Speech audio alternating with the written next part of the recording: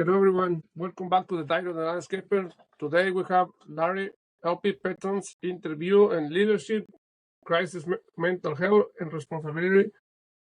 For people who's meeting you for the first time, who is Larry LP Patton beyond this title?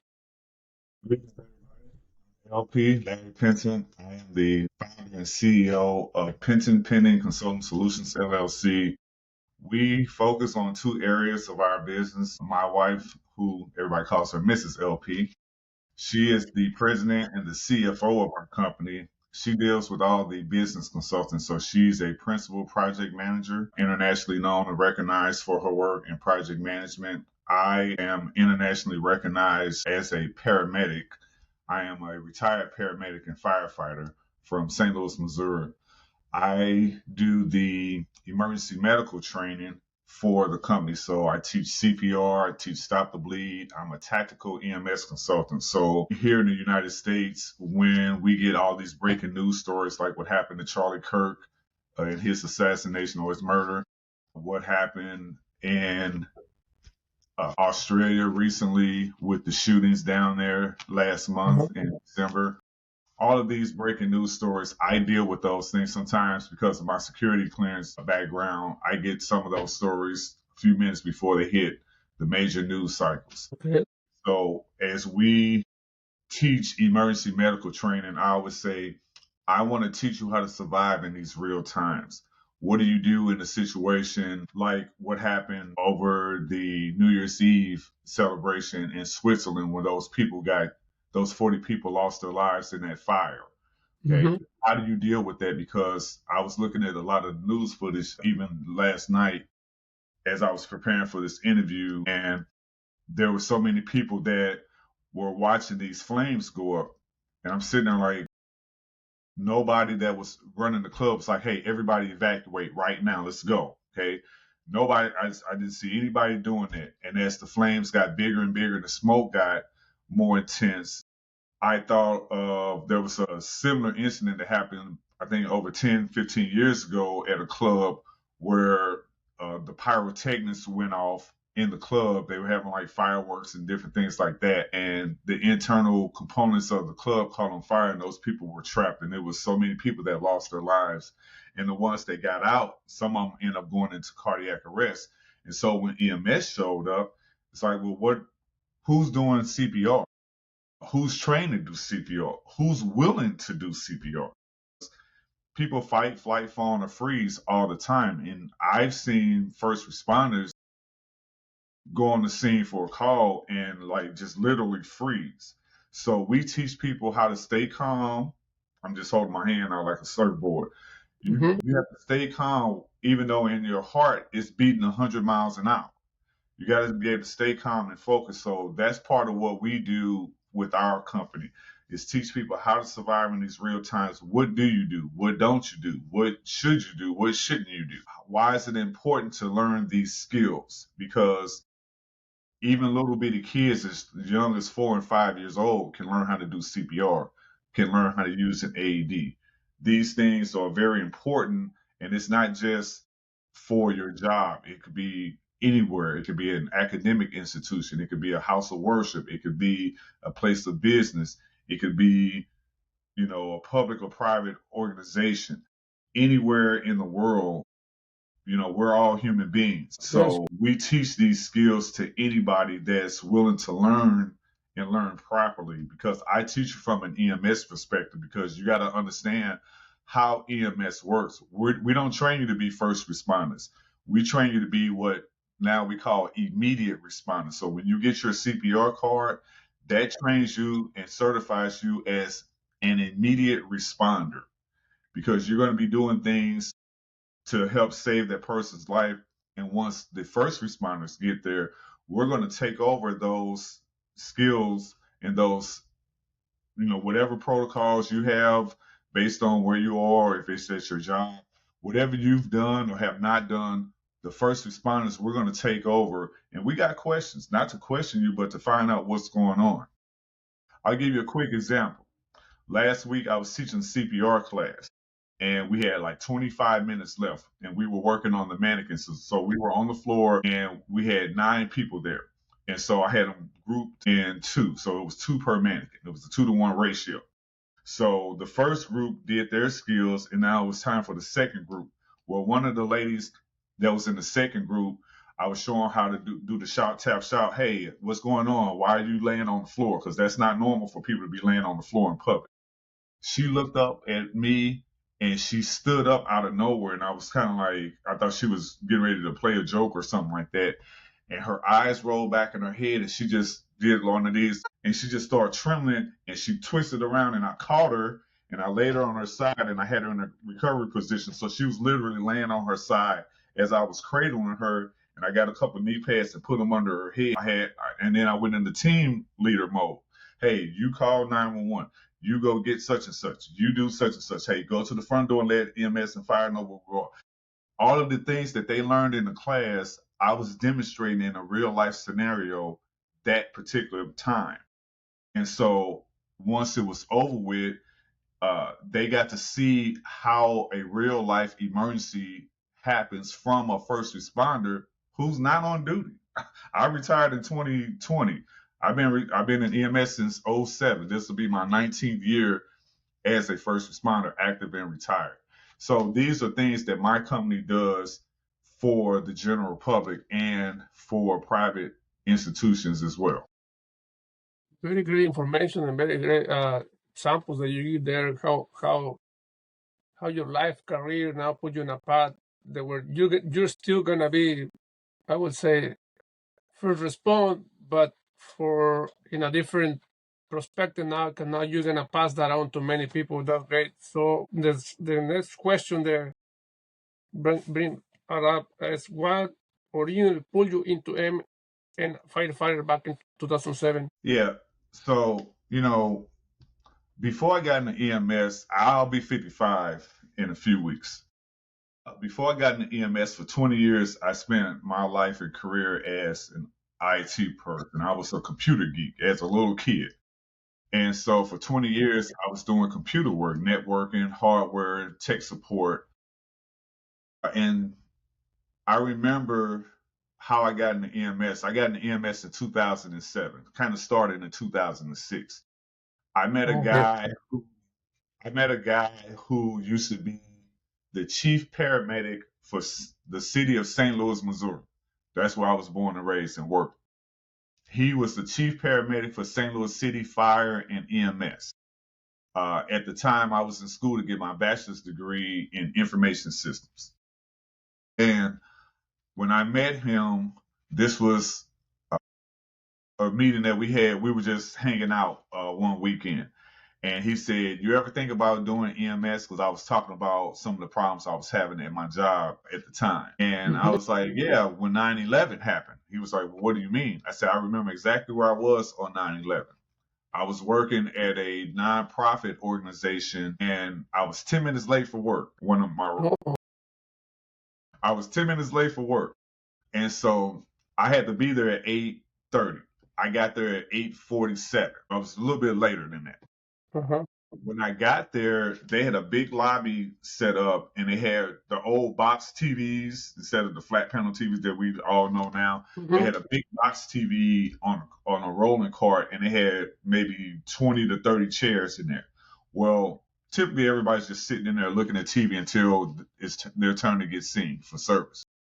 Everybody was standing up in front of the television, and I walk in, and I was like, that's kind of weird. And I go over to where the crowd is, and I see both of the Twin Towers, and one of them is on fire. And I thought it was a movie until I saw the scrolling ticker, and it was the Today Show with Brian Gobble and Katie Couric. And they were talking. I was like, oh, crap. It's like they just happened a few minutes before you came in.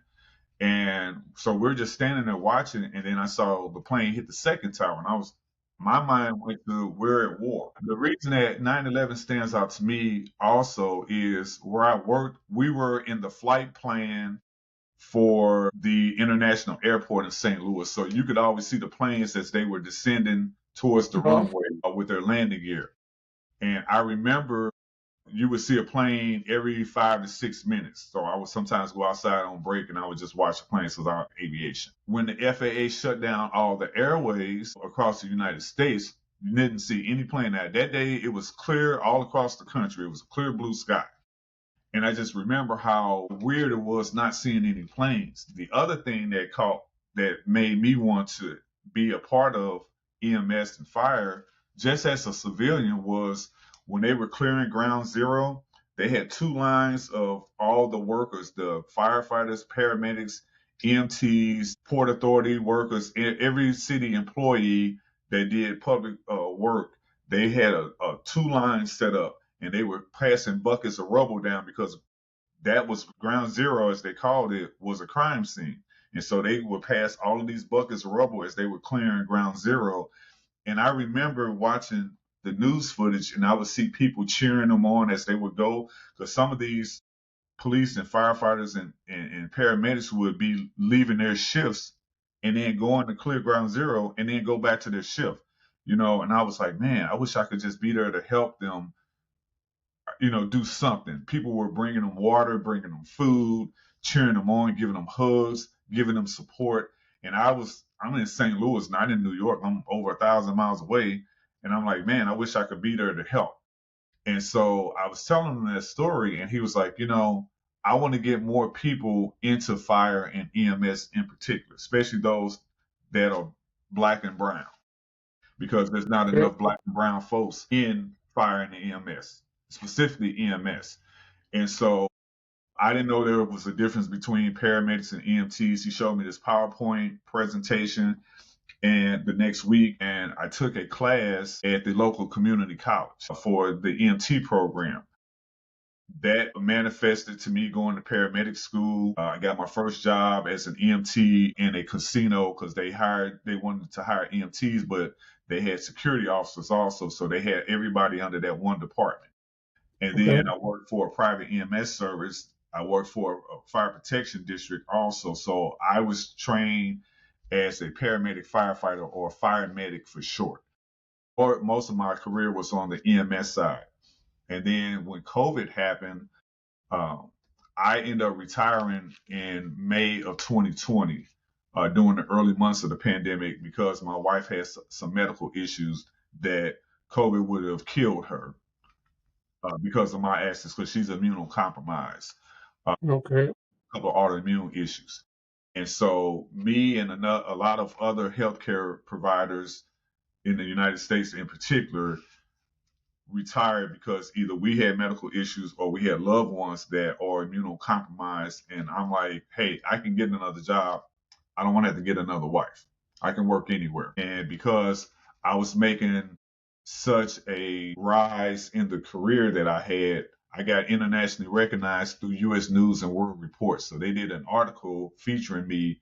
If you go to usnews.com and put in my name, or the article is called Diversity Emergency, that article has spawned greater than 50 peer-reviewed case studies worldwide since August 19, 2019, when it came out. It's available online. And so I started being picked on other podcasts as a subject matter expert, talking about all things related to EMS in particular. And so when we started our company, we ended up creating a podcast also. We have a podcast that's called Trigger Warning Talk Podcast. And it's all four words, Trigger Warning Talk Podcast. We discuss human and sex trafficking. We discuss domestic violence, sexually based offenses, true crime stories. And at the end of every episode, we do a missing person case. Now, those cases, 99% of them are about black and brown folks, because we wanted to bring more attention to those missing persons that we don't see typically, specifically here in the United States. There's so much media coverage for non-black and brown folks, but for black and brown folks, and we go missing just like anybody else does. We don't really see those stories a whole lot. My wife is, I call her an unlicensed, uncertified true crime detective. She's gotten involved in some national cases here in the States to help find some people that were missing. And she doesn't charge anything. You won't see her at any of the media interviews. She's always behind the scenes because she looks at it from a humanitarian. She's not trying to get paid or get notoriety from that. The final thing the final reason that we started that podcast was because I remember as a first responder that I've only had one training on trafficking in my whole 17, one training. We had a guy come in he was a trafficking expert at the fire department one day, and he did a 90-minute presentation. There were 10 of us in that room, from the low-ranking crew members to one of our battalion chiefs. And so at the end, he asked, "Anybody got any questions?" I raised both hands. They were like, "All right, Penn, what's your question?" I said, "Can you go back to slide X number?" I had a question about one of the bullet points.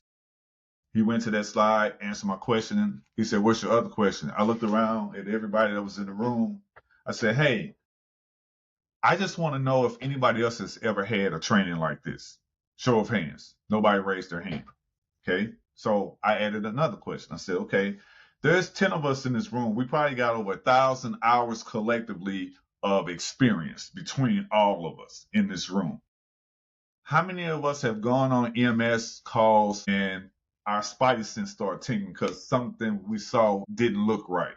I remember one time I went in a house for a woman who was injured, and it just came out as unknown EMS. We show up, we go in the house, the woman's in there, she's holding her forearm, and she's sitting on the couch, and she has kind of her head down. The guy that was in there with her was her quote unquote boyfriend, and there was a bedroom that was right off the main entrance. It had a padlock on the outside of the door. I thought, "Well, that's strange." So yeah, you bring some very good and interesting topics right there. There is a big gap on missing person, and there is a big gap on human trafficking. A lot of people have not been trained to look for those small clues or things. Yeah, thank you. What do the public misunderstand about paramedics and firefighters, do you think? All paramedics are EMTs, but not all EMTs are paramedics. That's a big thing. Or in your career? Well, I say that because when you call 911, you're expecting a paramedic to show up. That may not be the case, okay? Unless that ambulance says paramedic on the side or advanced life support or ALS for short on it, that's going to be 2 EMTs typically, okay? Okay. An EMT, everybody starts off, when you get into EMS, everybody starts off as a EMT basic, doing basic life support stuff. Nothing intravenous. No, you can't start IVs. You don't get training to do that. You're not licensed to do that. You can't push any medications at all. And you can help administer some to that person if they're conscious and alert, like their own medications. The next level is advanced EMT or EMT intermediate. You can do all the stuff the basic EMT can do, and now you can start IVs, and depending on what state you're licensed in here in the United States, you can push up to maybe 5 meds through that IV. And then my level, which is the top level, is EMT paramedic. You can do everything the basic EMT can do, you can do everything the advanced EMT can do, and you can do a bunch of other things. As a paramedic, I can do some procedures that some nurses can't do, even some doctors can't do. For example, as a paramedic, I'm not an ambulance driver, okay? We're not ambulance drivers. That was years and decades ago. We are licensed directly under a medical doctor's license. I can put somebody into a medically induced coma with me and you with no medical training, because I have all the knowledge, the skills, the training, and the drugs. I just need an extra set of hands, okay? If you go to the emergency department and that person has to go and be put into a medically induced coma, it takes 6 to 8 people, including the anesthesiologist, to do that same skill set that I can do by myself with anybody off the street. I just need an extra set of hands, okay? They don't have to have any medical training whatsoever. That's why I don't like when people call us ambulance drivers. I'm like, first of all, the ambulance is just a people mover. That's how we get from point A to point Z. And as a clinician and a practitioner, I'm trained on doing a lot of medical procedures. We're junior cardiologists. We're junior respiratory therapists. Again, we can put people in medically induced comas. Okay. There's a lot of other skills that we're trained on doing, surgical skills too, depending on your certification and your licensure, that EMTs can't do. My fire department, or my fire protection district in particular, you had to be a paramedic and a firefighter, because here in the United States, outside of law enforcement 911 calls, 85% of your 911 calls are going to be medically related. Most of the time when you call 911 for some type of medical issue, the fire department shows up first and then the ambulance. Well, don't you want those firefighters to be medically trained? Because if you call because your stomach was hurting, or you were having shortness of breath and the fire truck shows up, well, I didn't call because I had something burning or I was smelling smoke. That's okay. We're trained as paramedics also. So I can turn that firefighter hat around or off, put on my paramedic hat, and I can treat you medically. And if I need to transport you, hey, call an ambulance. The ambulance will show up and they're going to continue the care that I was given. But I got all the equipment that I need to work on that person, medically speaking.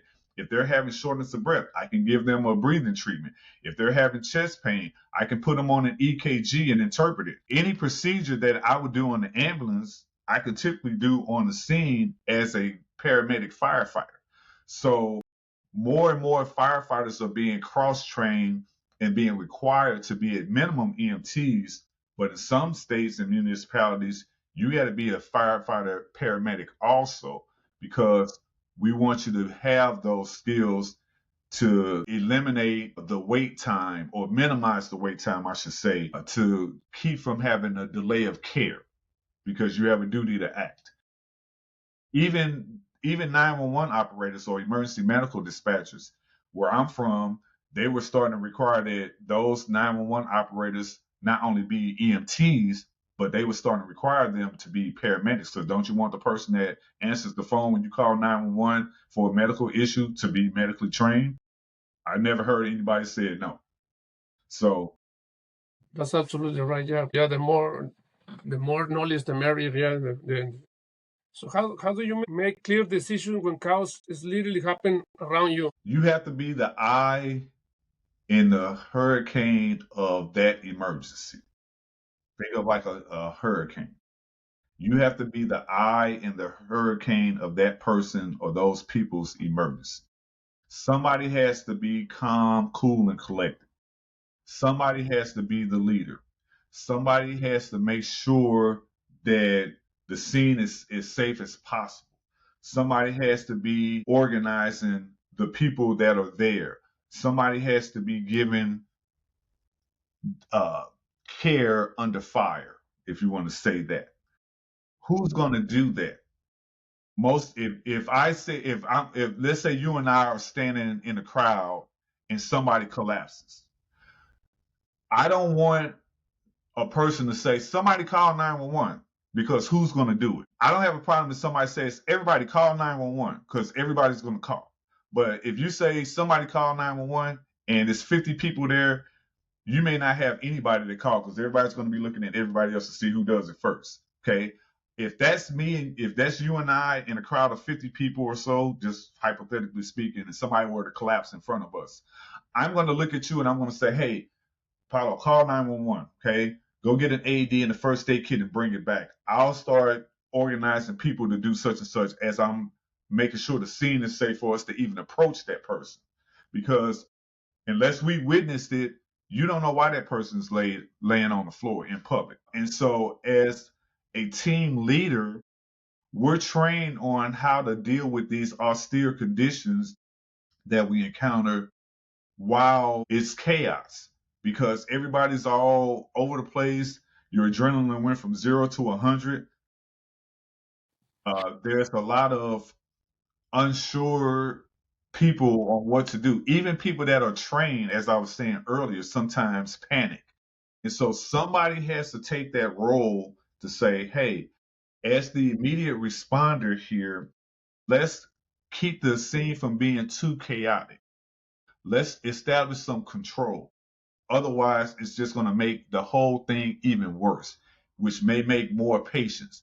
And in EMS, we don't like more patients. If I get a 911 call and the dispatcher says, "Hey, it's one patient," and I show up and it's 50 people, first of all, I'm not happy because now I got to call for more ambulances. But I would rather show up with 50 ambulances and it's one person because I can send the other 49 back in service or back to the firehouse or the ambulance building. But I rather have and not need than need not have. And it all starts here. You have to be the eye in the hurricane of that emergency situation as that first responder or as that immediate responder. Somebody has to take the reins and say, hold on, everybody breathe, let's calm down. Okay. There's certain situations where we're never going to be able to even render aid. Okay. Or we have to do it outside or at a later time if there's a threat. Fires is a threat just as much as if somebody was walking in with a firearm. Okay. So we got to recognize what the threat is and what our protocols are. If we're at work or at school or wherever we are, what are the protocols? If you're in a nightclub, okay, I want to know where all the exits are. I want to know if there's an AED. I want to know if there's bleeding control kits. I don't care where I am. I want to know what medical equipment and or training or the emergency action plans are. Because everywhere you go, there should be some emergency action plan. That tells you what to do and what not to do, especially if we got to go to court. I don't have a problem when people take out their cell phone and start recording stuff because if we got to go to court, Exhibit A, everybody's going to be watching that big screen TV and looking at what's going on. I don't just depend on witness statements. I don't care if everybody takes out their phone and record, okay? If we got to go to court, Exhibit A, here's a video, whether security footage or cell phone footage of what happened at that incident. Click, boop, and everybody's watching, okay? So that's going to clear up a lot of discrepancies that witness testimony may give because you might have to write up an incident report also. That's going to come into play.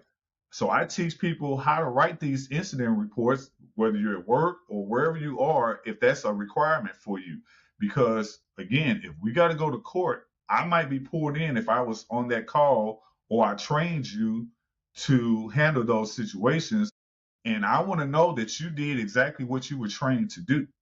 Okay. So as a first responder, educator, instructor, my role is to teach you what you need to know and how to be as cool as the other side of the pillow in somebody's emergency. That's a great information. Yeah, that reminded me that the one case there was they made a documentary about one concert where the people started dying, suffocating because it was too big of the crowd, and no one took that initiative that you said that to calm their minds and start tackling the problem. They just keep saying, "Oh, keep going," and yeah, some people die. I believe it was like 10, 12 people died in that concert because of that. So yeah, it's very important. That very good point that you touched there. So next question will be, what separates professionals who stay calm under pressure for those who freeze? That's where more mental health training is going to come into play. I came up with this quote some years ago. I say, mental health crisis is the world's oldest continuous pandemic that's been around since the beginning of mankind, and it ain't going nowhere. Until we, as human beings, deal with the stigmas, the taboos, the stereotypes that are associated with mental health challenges, we're going to continue to have people not seek the help or seek help that they need, including first responders. There's this thing called CISD. It stands for Critical Incident Stress Debriefing. And Okay. there's another component called CISM, Critical Incident Stress Management. The Critical Incident Stress Debriefing works like this. Let's say you and I are firefighter medic partners. We get a call for a 6-month-old who's in respiratory distress, having trouble breathing. We show up, that kid is you can hear that kid wheezing all the way outside at the corner. We get there and we start applying medical aid. That kid goes into cardiac arrest right then and there. As soon as we get ready to put a breathing treatment on that kid, we start doing CPR on that kid. We start working on that kid, and we work on that kid for 30 minutes. We reassess. Okay. That kid still is in cardiac arrest. We work on that kid for another 30 minutes. We can't get that kid to get return to spontaneous circulation or come back to life. We have to pronounce that kid by calling the hospital that we would transport that kid to and talk to the attending physician and say, this is medic 1. We arrived on the scene for a 6-month-old who was in respiratory distress. Upon initiating a breathing treatment, the kid goes into cardiac arrest. We work on the kid. We follow all of our emergency cardiovascular care protocols, and we reassess after 30 minutes. We start working on the kid again for another 30 minutes, and we could not get ROSC on that kid. We got an EKG, a ton of them printed out. It's still showing flatline on the monitor. We weren't able to defibrillate that kid, even though it was flatline, because that's a thing that we see on these movies that's incorrect. Okay, so we did our protocols, and we could not revive that kid. They're going to ask, what do you want? What was the last vital sign time that you marked? Well, because it's 10:17 here. We'll say it was 10:15 a.m. Mark time of death at that time. Okay, what's your number? What's your license number and all this stuff? We'll exchange names and all that. I'll tell the crew, everybody stop. Our procedures, we're going to mark time of death or termination of resuscitation at 10:15 a.m. Okay, let's print out a couple of strips, give one to the police department, have them call the coroner to come in, and we can go ahead and start packing up to leave. Okay, now, you are a human being just like I am. Okay, I don't know about you, but I'm a father. I have 6 children. Okay, all of my children are adults now, but even if they weren't, that's going to be a hard thing to deal with when you go back to the firehouse or you go back home off duty. You know, when I would go home off of my 48-hour fire shift, my wife, she works virtually. She'd be like, hey, honey, how was your shift? Okay, well, how was your shift? How was your work? Because she's a project manager. There were people that weren't meeting their deadlines, and I had to process all this payroll stuff and yada, yada, yada. How was your 48-hour shift? Well, we had this 6-month-old kid that was in respiratory distress, and they died right in front of us. And we worked on that kid for an hour, and we couldn't revive them. And I had to call termination or resuscitation at 10:15. I don't give any specifics because we don't violate HIPAA. Okay, I don't give her the blood and guts, but I do talk to her about those things. And that's the mental health process for starters. Now, that's when I got home. But before I got home, while we're on that scene, after I call time of death, if I'm the lead medic, I'm going to tell everybody that was on that scene, all my partners, all the other first responders, hey, everybody come over here. Let's step to the side. You okay, Apolo? You okay, Bob? You okay, Susie? You okay, Tommy? What's going on? Hey, we're not lying to each other, okay? I can look at your face and tell that you're not okay. So, do you need to talk to somebody else? Do you need a minute? Do you need a breather? What do you need right now? Because we got another 32 hours of calls that we're going to have to deal with. Are you okay to finish your shift? You know, what's going on with each of us right now before we leave this scene? That's the initial part. If one of us needs help, we have access to all kinds of mental health services. Most first responders don't take advantage of that because the nature of the job. They say, well, I'm from St. Louis. St. Louis, one of the negative things about it has been for decades, it's been in the United States listed as the murder capital of the U.S. If it's not in the top 1, it's the top 3. Unfortunately, that's one of the negative things. If I do 10 calls, 3 of them might be trauma related. Okay. The other ones may be mental health related. Either way, I'm a human being. I got to go home with everything that I saw, the good, the bad, and especially the ugly. Now, there's a rise in suicides in first responders big time here in the United States. I mean, and they're getting younger and younger that are doing it. Last year, there were a number of colleagues that I knew of that ended their lives because of the mental health challenges associated with the job. Okay. Nobody wants that. Nobody wants to see those things. Those things can be prevented by those individuals who are experiencing mental health problems to seek help. Period, point blank. And that CISD gets you all the help you need, and the management portion of that helps you maintain that level of mental health stability as best as possible. Because if you don't get the help that you need, you're going to either implode and start drinking, using drugs, may start committing acts of domestic violence in your home, or you're going to explode and go outside your home and commit a violent critical incident and end up being a breaking news story. Nobody wants that. Nobody wants that. That's, So we have to address the mental health crisis in first responders, big time.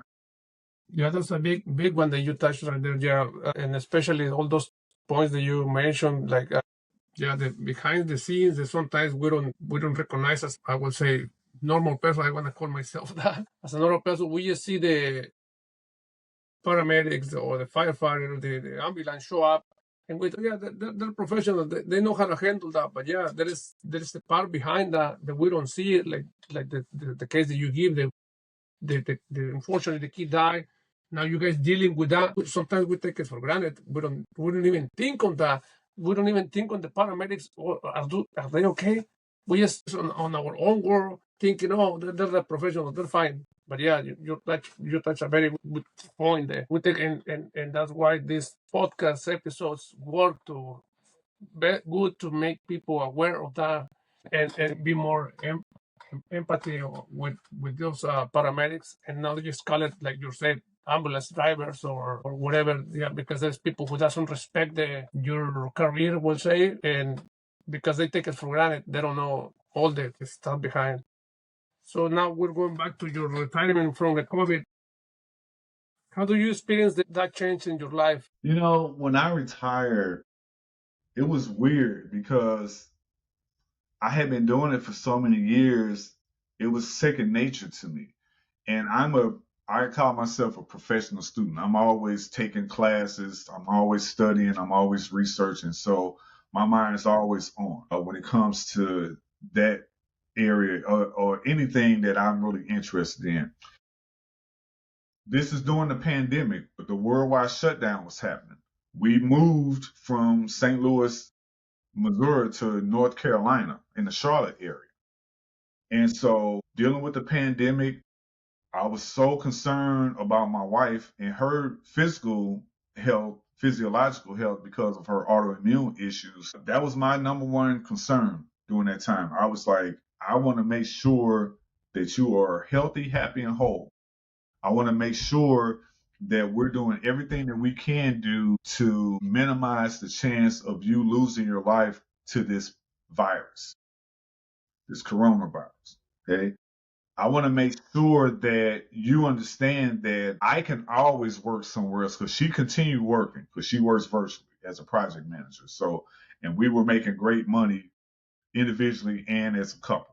So we didn't have any financial issues when I retired. I had to get my mind, I had to wind it down because I was always ready to do something. And I thought about creating a business because I'd always wanted to create my own business. When I was doing computer and technical work, I had created a small company doing computer repair. If you think about, I know here in the United States, they have a company called Best Buy, and they sell electronics and all kind of stuff like that.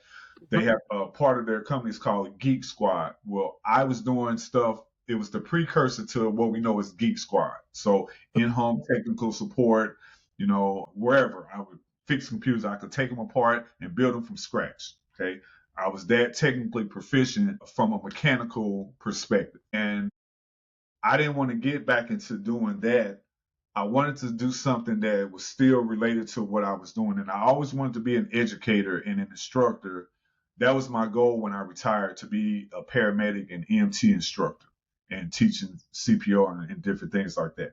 So I said, let's start a company, a consulting firm where we can teach people and consult on those things from a tactical emergency perspective. Also, because of my wife's business acumen and the work that she does a lot with productivity from a project manager perspective, because she's about to get her project management professional certification.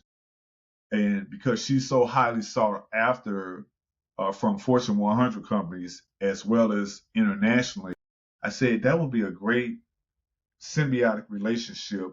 We can both be consultants. I do emergency medical training consulting, you do the business consulting, and both of those can generate revenue for us. We're going to start off small. We started in 2021, and ever since then, this will be our fifth year in April, and we've made money. We've grown every year financially. Okay, we haven't had any losses or anything like that. We've taught it. I've taught directly and indirectly because I network and partner with other people that do other types of work, whether they're executive protection, where they do security for celebrities and VIPs, whomever. I teach for the government also. I've taught for Homeland Security.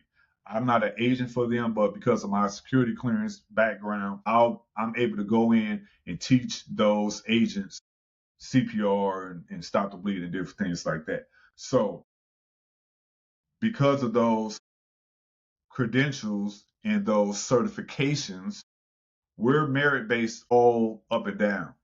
Okay. And that's important because these are STEM, science, technology, engineering, and mathematics. These are STEM related careers. Most people don't look at it like that.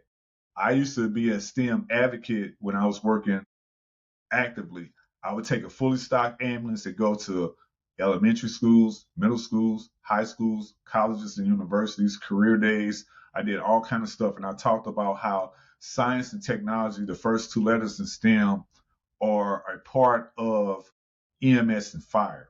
Again, all of the equipment that we're using is technical equipment on some level, whether it's electronic or not.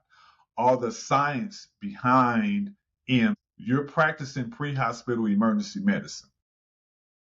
That's why we're not That's why we're not drivers. We're clinicians and practitioners. On the fire side, you can go to some colleges and get a fire science bachelor's degree. These are STEM jobs. You don't have to have a degree to be a paramedic or a firefighter. It's just a certification and licensure, and you can build upon that. So, as I was going through my retirement, I thought I got to reinvent myself in a sense. What can I do that's going to keep me in this field, even though I'm not active on an ambulance or a fire truck? And starting this company, which is what you see on my chest, my logo here, Penton Pending Consulting Solutions LLC. We are doing those things, and we got a lot more in store. That's great. Thank you. What was the hardest part of being a essential worker during that time and separate that you were essential? Now you had to come home and being with your wife because of her condition. Oh, it was great. I mean, Mrs. LP loves me being home more. And the thing about, as far as the fire department, we worked on what's called a killer schedule. So some fire departments, you work 24 hours and you're off for 2 days. So you work for 24 hours, you're off for 48 hours. My fire protection district, we work 48-hour shifts. So you work 48 on, 96 hours off. So 2 days on, 4 days off. You only end up working 10 days a month. That was beautiful because you work a straight 48-hour shift. Then you go home and you're off for 4 days straight. That gives your mind and your body time to relax, recuperate, chill out. You get to do all the stuff that you weren't able to do, like house duty stuff, landscaping, whatever it is. A lot of us had second jobs, because you're working 10 days a month. So you got 20 days of basically doing nothing. Well, why just sit at home watching TV when I could be doing something else? So my job was, okay, I'm going to do my EMS stuff. I was doing that PRN or per required need. So I was working basically part time, and I would do special events only. I would work. You can't see you see this wall behind me, but the wall Yep. in front of me, I got a bunch of sports memorabilia because I did EMS services for a private EMS company in the St. Louis area. We did EMS for the St. Louis Baseball Cardinals.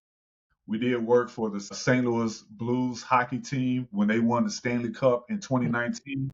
I worked two of the home games. So we did a lot of special events in the St. Louis area. I love doing that stuff because that was, you had to be specially picked to do that stuff. Okay.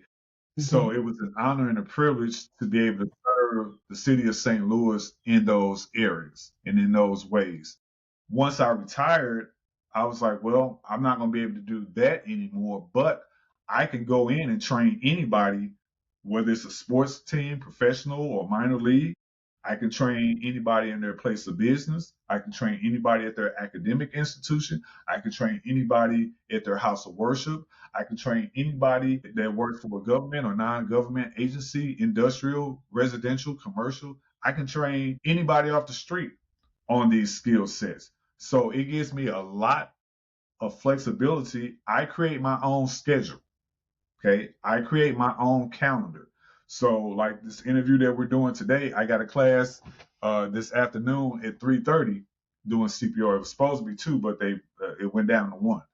So I create my own schedule, and I love that because as a business owner, you have to be that person that not only is a leader, so as the CEO of the company, I set the tone and the pace for the work that I do, the work that Mrs. LP does as the president and the CFO, and the people that we network and partner with all the time. We make sure all our I's are dotted, all our T's are crossed. We make sure we pay our taxes. We make sure we got all of our financial stuff in line, in order. And we use AI more and more because if you don't use AI, don't think of it like, oh, that's going to take your job. The person that learns how to use AI is going to be the person that takes your job. It's not going to be AI by itself. So That's we're correct. using incorporating AI more and more and more because it's STEM. Anything can be STEM related. Pretty much every job from here on out is going to have a STEM component. I don't care if you work at McDonald's. You're using those computerized cash registers. That's technology. That's a science behind that. So don't think, oh, I just got a job flipping burgers. No, you got a STEM job, my friend. Okay, you got to change your perspective. That's great advices. Thank you. How do you mentally transition from work line to civilian life and entrepreneurship? That's a continuous work in progress, my friend. Okay, that is a never-ending, never-learning endeavor on both sides. I'm good with not. I always tell people I don't want to work on anybody. I rather just work on my mannequins and teach classes. Okay. I don't have to ever put hands on a person again for the rest of my natural life. I will be just fine with that. Some people look at EMS from a not great perspective. Some people are trauma junkies. Some people look forward to, oh man, we've been sitting here. Let's say we're at the firehouse. Some people are like, man, we haven't gotten a call in 4 hours. I'm sitting there like, first of all, don't even say that because you're gonna be the black cloud, as we call it. As soon as somebody says, hey, we haven't had a call in X amount of time, calls just start coming in like that. And it's like, why didn't you open your big mouth? Okay. That's a whole nother conversation. But Yeah. I would say that transition has been not hard. It's just been something that I have to look at and I say, how do I adapt? Because I'm ready to go at an instant. Well, I don't have to do that anymore because I'm not active anymore. I make my own schedule. There is not any class that I got to be like, oh my gosh, you know, somebody called me at, you know, an hour before they wanted a class. No, this is all scheduled. Okay. I know at least 24 hours in advance when I got to do some work. Okay. Unlike when I was active at the fire department or the EMS service world, I can get a call in a second and then go to that call. And then once it's finished, I got another one waiting on me.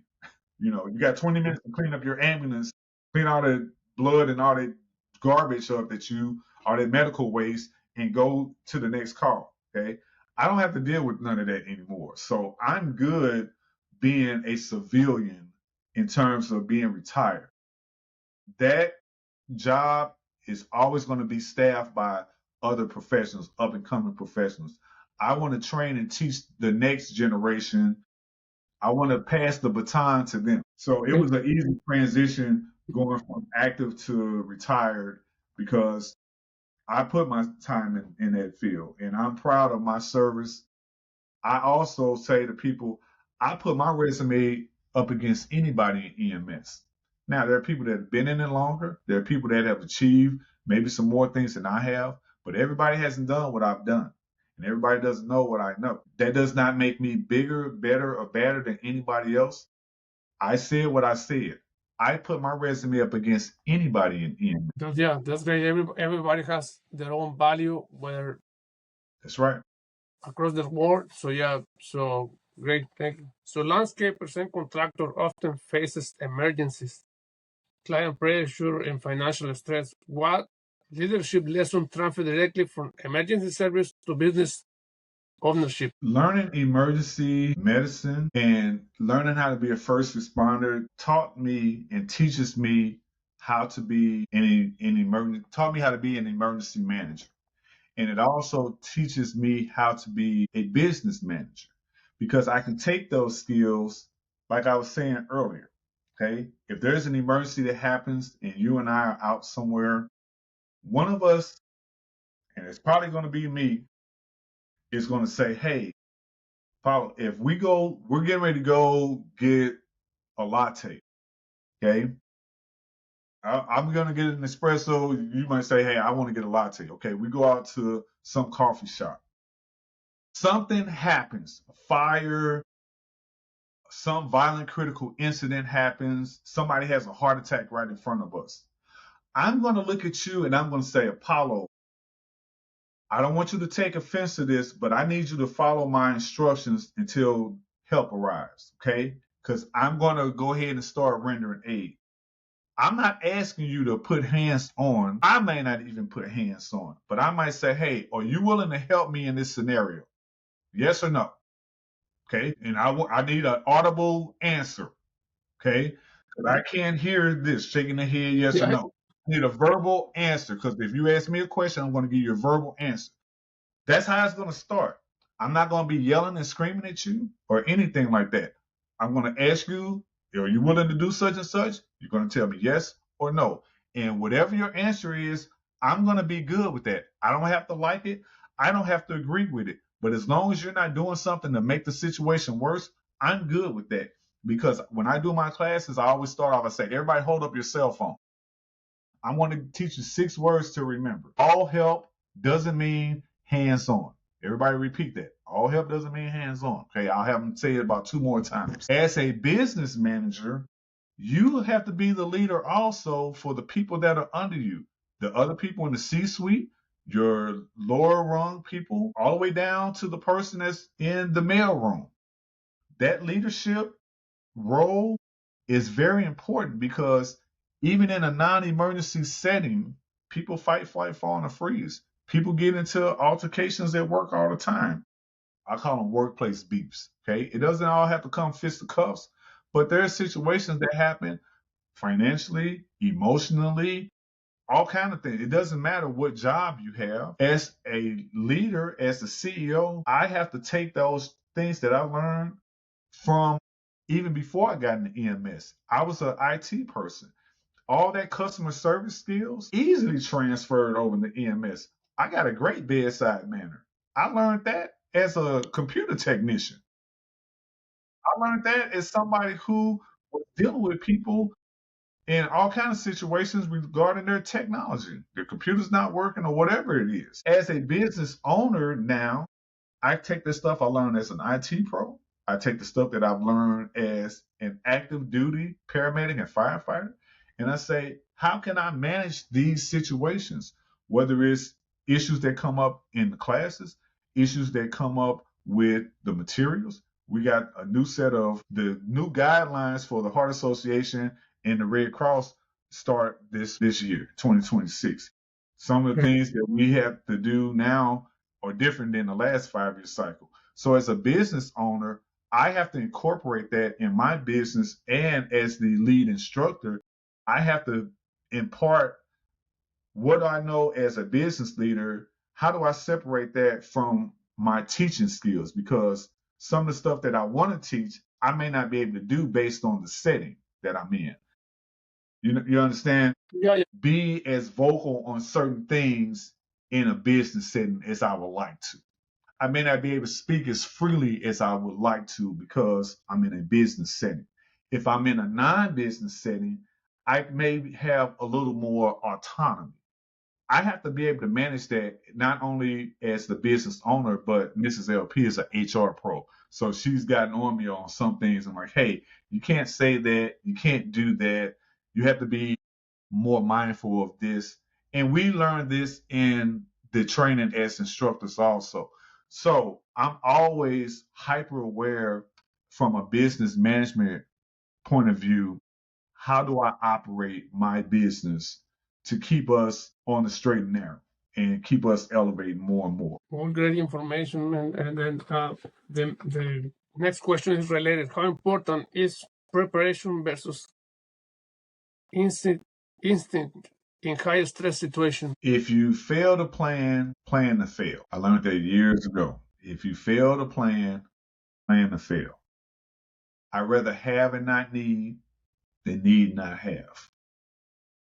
And we talked about that when I gave the example of we got one person uh, and 50 ambulances to show up. Okay, I can send the other 49 away. Also, as a person who likes to be prepared, I don't like surprises, but I'm ready for them. Okay, I don't like surprises, especially in emergency situations, because that can be deadly. We had a training one day, and we were changing shifts. My shift came in, so it was A, B, C shift, Alpha Bravo Charlie shift. So I was on Charlie shift. So we cleaned up the firehouse, took us about an hour, top to bottom. Okay.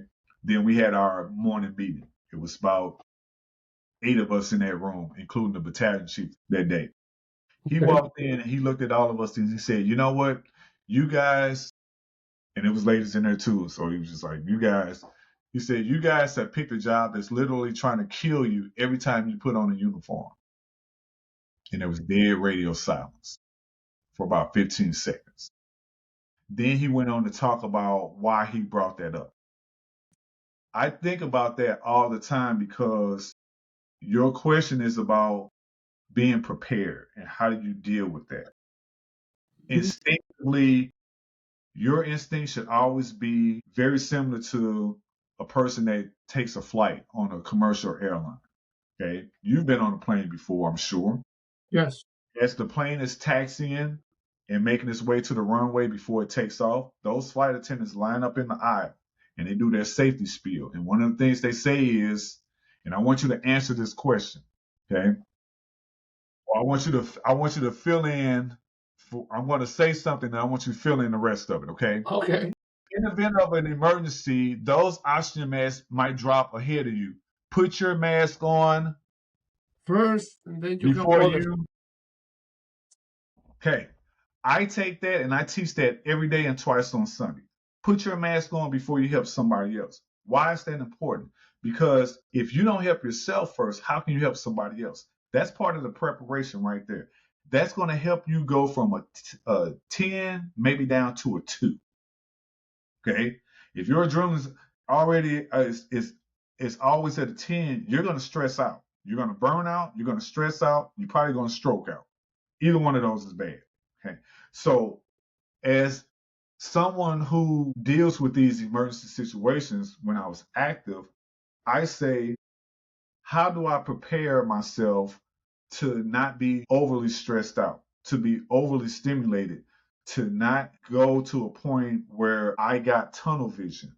Because when you have tunnel vision, you miss everything on the peripheral.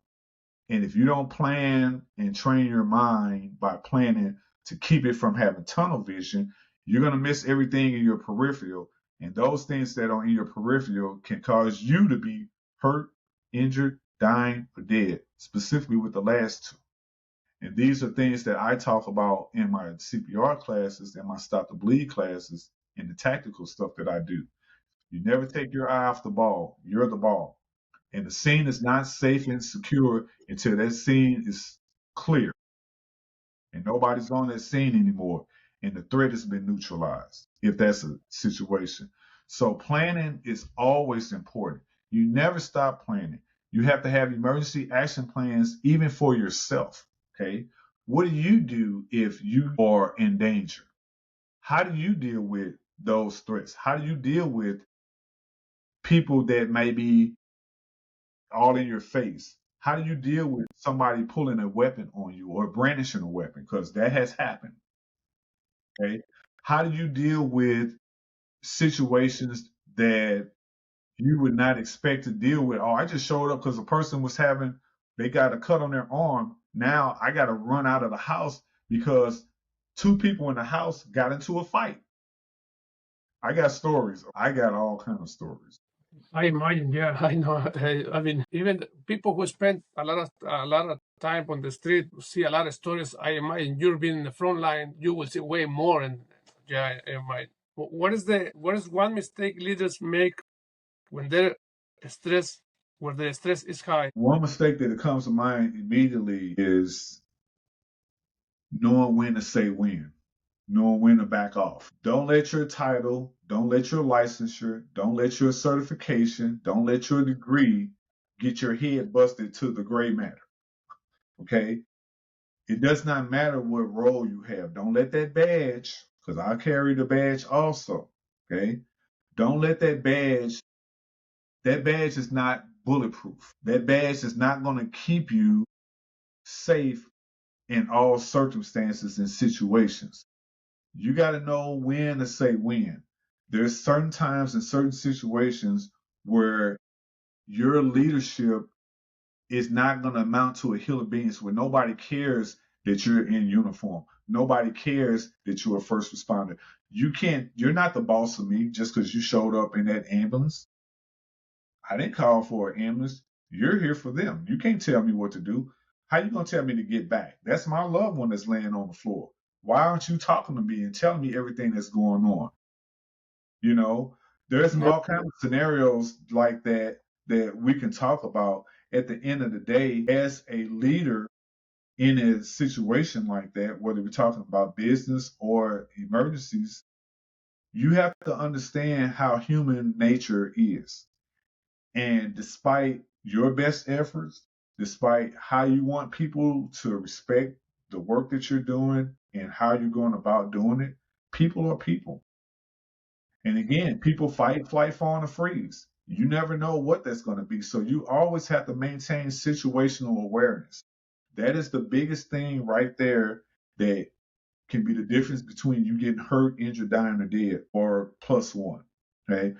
Situational awareness never, ever, ever, did I say ever? Ever stops. Yeah. Ever. Thank you. You're specialized in technical EMS and biocritical incidents. What does situation awareness really mean? You and I are at a coffee shop. Okay. Where are you sitting? I'll tell you where I'm sitting. My back is never to the door. That's what situational awareness. I'll even go.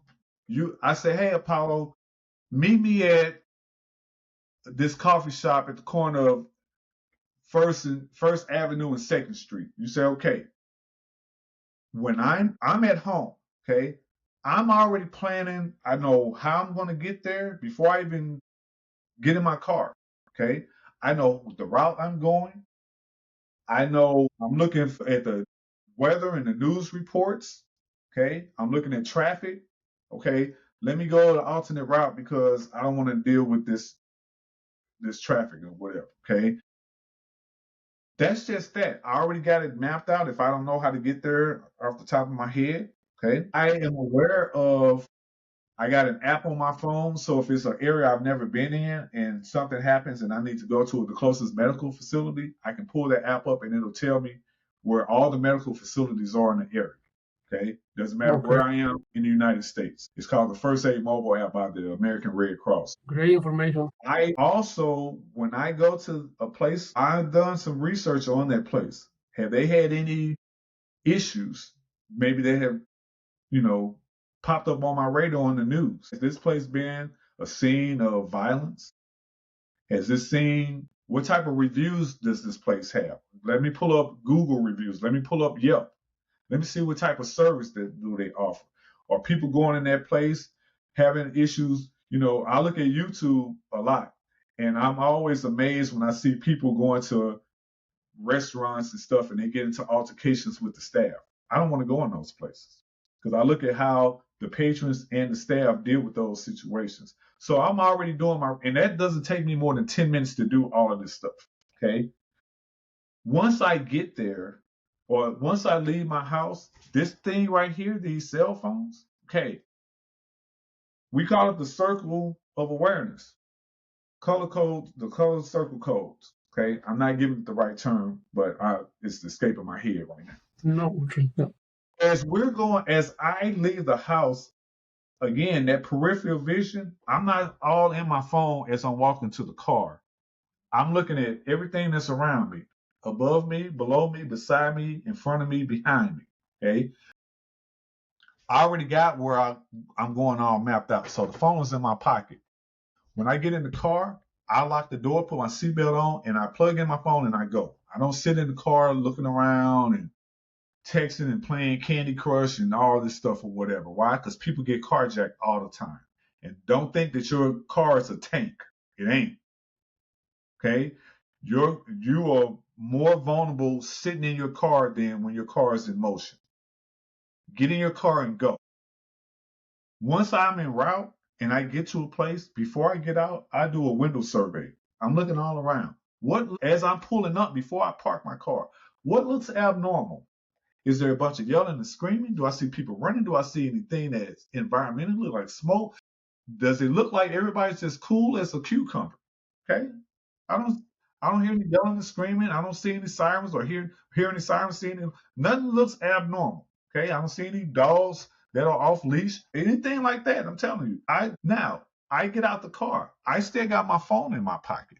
I'm not walking around with it in my hand looking at the phone like this. Okay. Why? Because I want to know what's going on around me. I want a 360-degree view of everything that's going around me. Once I get into that place of business, I find a seat that does not have my back to the door. I look at where the exits are. I go to the bathroom to see if there's an exit by the bathroom. Is there any windows in the bathroom? Because if there's a fire, I hope there's an exit by the bathroom. Most places are. Some places have windows. What type of windows is it? Something I can crawl out of? All those things. While we're in the restaurant, I'm looking at everything and everybody that's coming in. I know what you got on. First starting at your shoes, then up. I don't start from the head down. I start from because most people are not going to change their shoes. They might change their shirts or their clothes, but not their shoes. I know who's coming in and out. I'm listening to every conversation that's going on while you and I are having a conversation. I want to know if the person in the booth, 2 or 3 booths away from us, are getting into an argument. I'm looking at what's going on with the staff. I want to know if the waitress or the server is having an attitude. I'm very friendly with that person. I don't want nobody spitting in my food, dropping it on, I don't want to I'm a great tipper.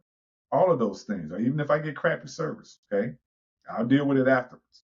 So all of those things are situational awareness because even though we went out for a drink or two or more, I want to come home the same way I left, healthy, happy, and whole. And how do I do that? By planning. I planned that whole thing out, and it didn't take me but 10 minutes. And while we were there, I'm still planning because if the crap hits the fan, I know exactly what I need to do, but it's going to be dynamic because situations change. Yeah. I agree. I just need you to be not necessarily equally aware, but just be ready. Yeah, for the most part, I have a lot of points that you give on the way I go to places too. Like I always looking around, but the one that caught my attention the most is the one that you said you never sit with your back to the door, like I'm saying right now. I'm always facing the door. Even some kind of way That, I that, can see the door, even if I'm that, not that directly. Yeah, that's one that I'm gonna put in my pocket now from now on. yeah. Thank And you. my wife knows this too. My wife automatically knows when we go somewhere, wherever we sit, she always makes sure that she sits not in a spot that I would normally sit because she's aware that I want to face the door or I want to have a good view of the door. She automatically, we don't even talk about it anymore. She automatically knows. She automatically knows what to do if something happens. She already knows what I'm going to say to her at the start. She knows what to do from that point just instinctively because we've planned on that. We planned it and we planned it and we talk about it regularly. Yep, thank you. And the next question is kind of related to that. How can everyday professionals improve safety awareness without living in fear? Franklin Delano Roosevelt famously said, "The only thing we have to fear is fear itself." President Roosevelt. That's one of the greatest quotes that I use when we're dealing with situational awareness. Okay. We have to understand that fear is not solely a negative thing. Fear can keep you safe and keep you alive in so many situations. I didn't like the fact that the job that I had put my life on the line every day because I could have easily just stuck with IT and been in some server room or working virtually. I had a whole kind of computer lab set up at my house. I could fix computers all day and never talk to anybody and never be in anybody's face, okay, until I'm giving them their stuff, okay, and give me my money. And I don't even have to get you can cash out me if you want to, okay. Once I got out of that line of work and I knew I was going to be dealing with people in public and in public settings, it changed my mindset to say, you know what? The fear factor is real. Because when that battalion chief told us, you have literally picked a job, or you picked a job that's literally trying to kill you every time you suit up and put on a uniform, I never forgot that, sir. I never, ever, ever forgot that. And I'm so glad that he said that because it didn't make me fearful. It made me, quote unquote, fearless. Yeah, It made me fearless, not fearless. It made me fearless. And it increased my situational awareness. So for me, it's all relative. You have to take that fear and understand it. What are you fearing? Why are you fearing it? How do you deal with it? How do you counter it? How do you avoid it? How do you address it? How do you become that person that, because part of your role is to de escalate as best as possible. So those are things that I look at when I think about fear. All of those things come into that mindset, and that's part of your planning and situational awareness. thank you. Why is training critical even when nothing has ever happened? You can't train enough. Okay, situations change. People come up with all kinds of scenarios, and I love it. Scenarios are the best thing that you can do in terms of training, whether you're training with firearms, whether you're training with equipment, or whether you're training from a medical perspective. You cannot train enough. So training is a thing that sometimes I feel like I don't do enough of, like with firearm training. I got to do more firearm training because I'm a licensed and certified firearm holder. And one of the things that I deal with is talk about public health, public safety, and firearm safety. All of that is training. So when we're talking about it from a public health and public safety perspective, that is continuous training. It is continuous, whether you do it from an academic perspective, taking classes or coursework, whether you're doing it just at home. Okay. Those things never stop and they never should stop. You can't be like, oh, I've been in this field for 10 plus years I got it and I don't need to do anything else. I just need to know where the patient is. No, okay.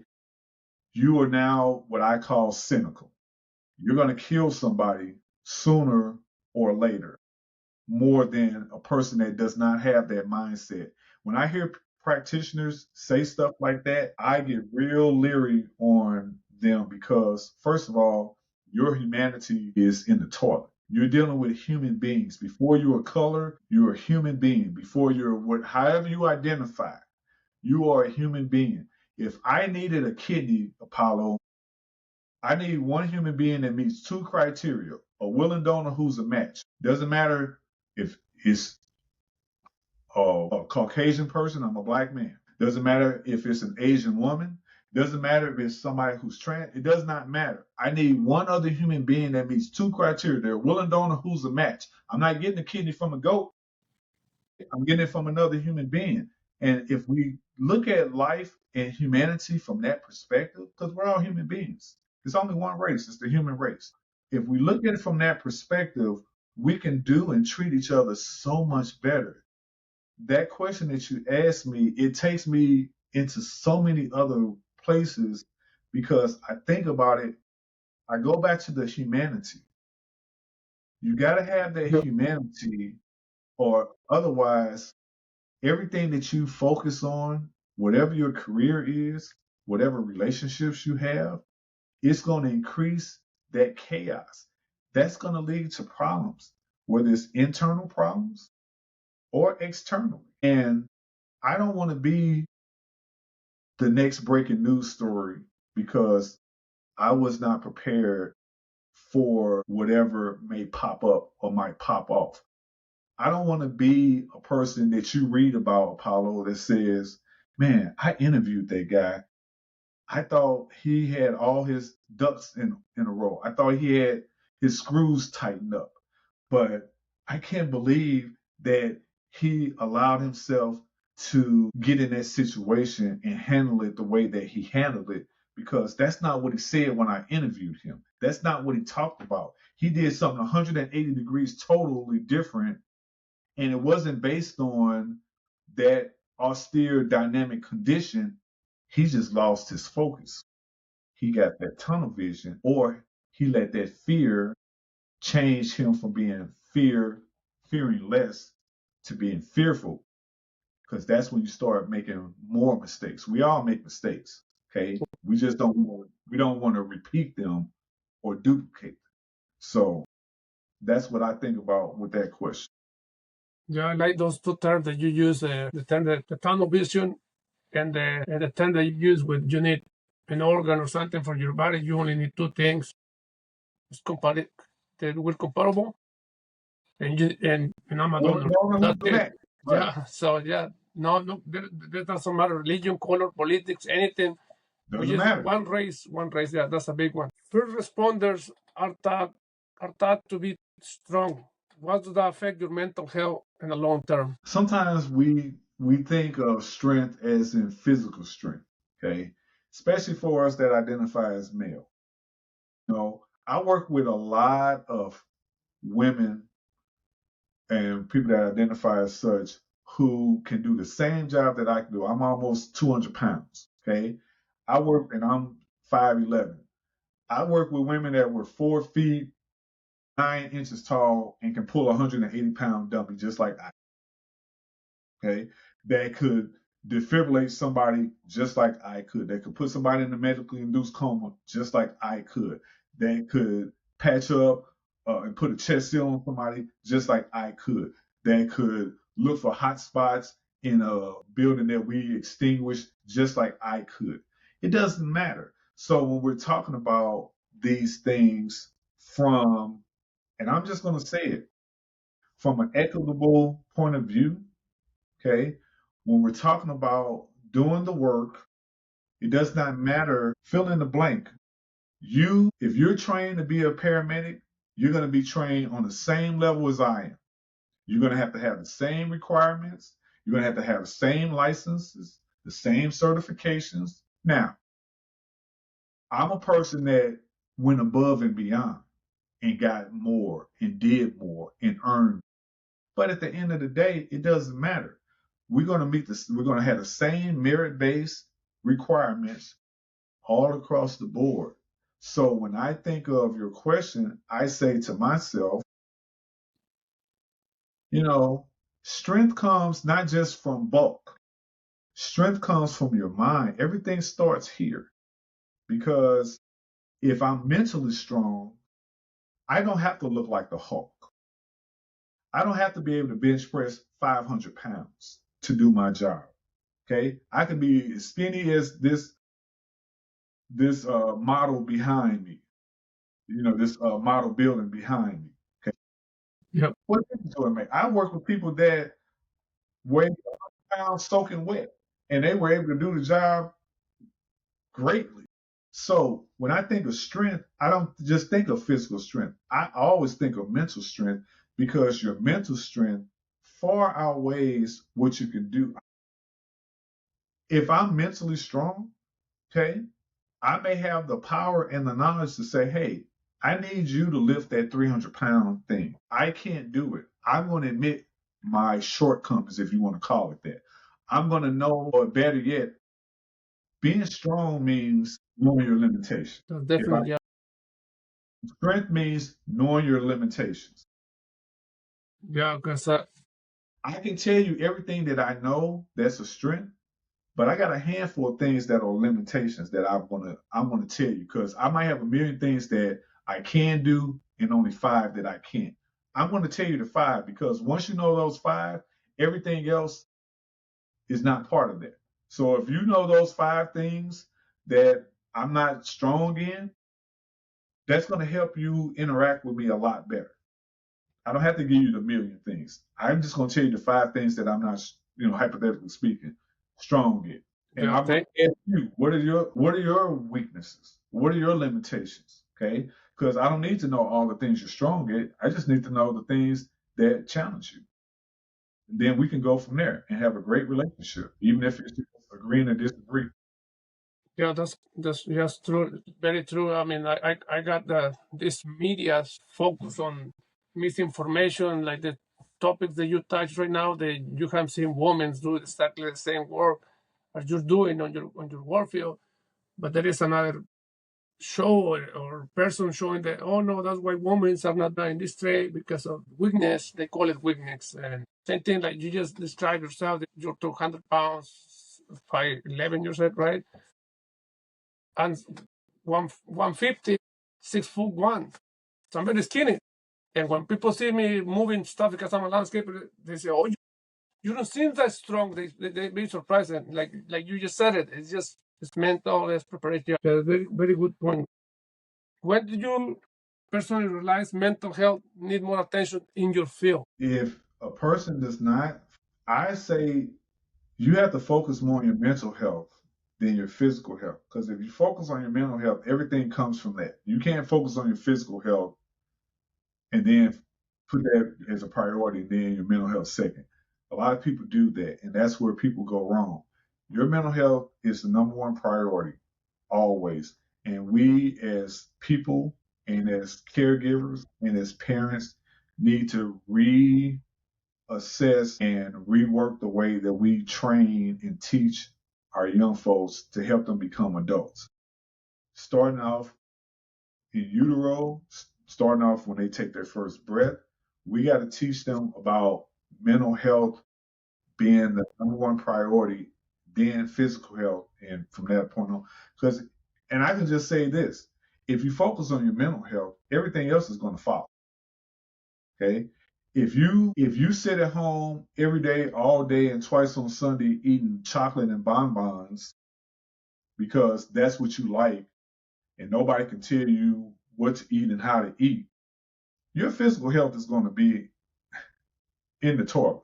Okay, you're going to have all kind of physical and physiological problems. Okay, now that doesn't mean don't eat those things. I'm saying if that's your primary food intake, yes, you're going to really have a horrible physical health. However, if you eat balanced, okay, everybody has their vices, so I ain't saying don't eat the chocolate and the bonbons. I'm saying that should be part of your 3-course meal. Yeah. You know, For sure. So you shouldn't default to that, uh, as your primary source of intake. It starts here. Just because you can do something doesn't mean you should. I can drive a car with my feet. Does not make it a great idea to do so. Yeah, but you.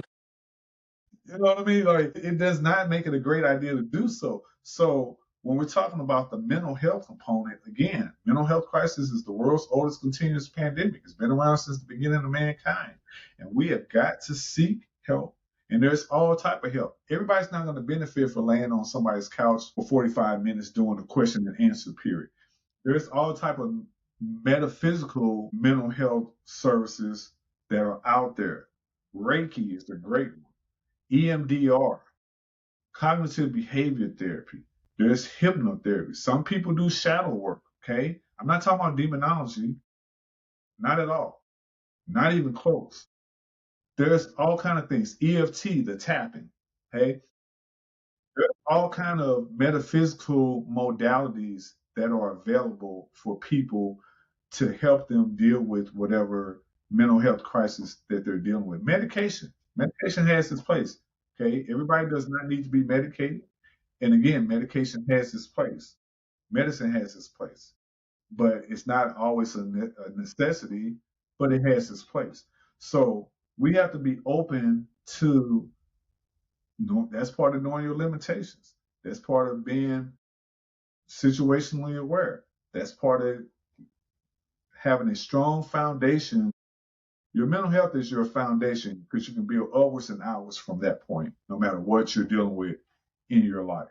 And as a first responder, as a clinician, and as a practitioner, those are things that I talk about from an active first responder to now a retired first responder, from a IT pro to a medical pro to a business owner, as a parent, as a husband, as a friend, as a human being. I want to impart all of those things because if I have that mindset and you have that mindset and the other X billion people on the planet have that mindset, we can have more humanity and see less of these horrible breaking news stories that we see.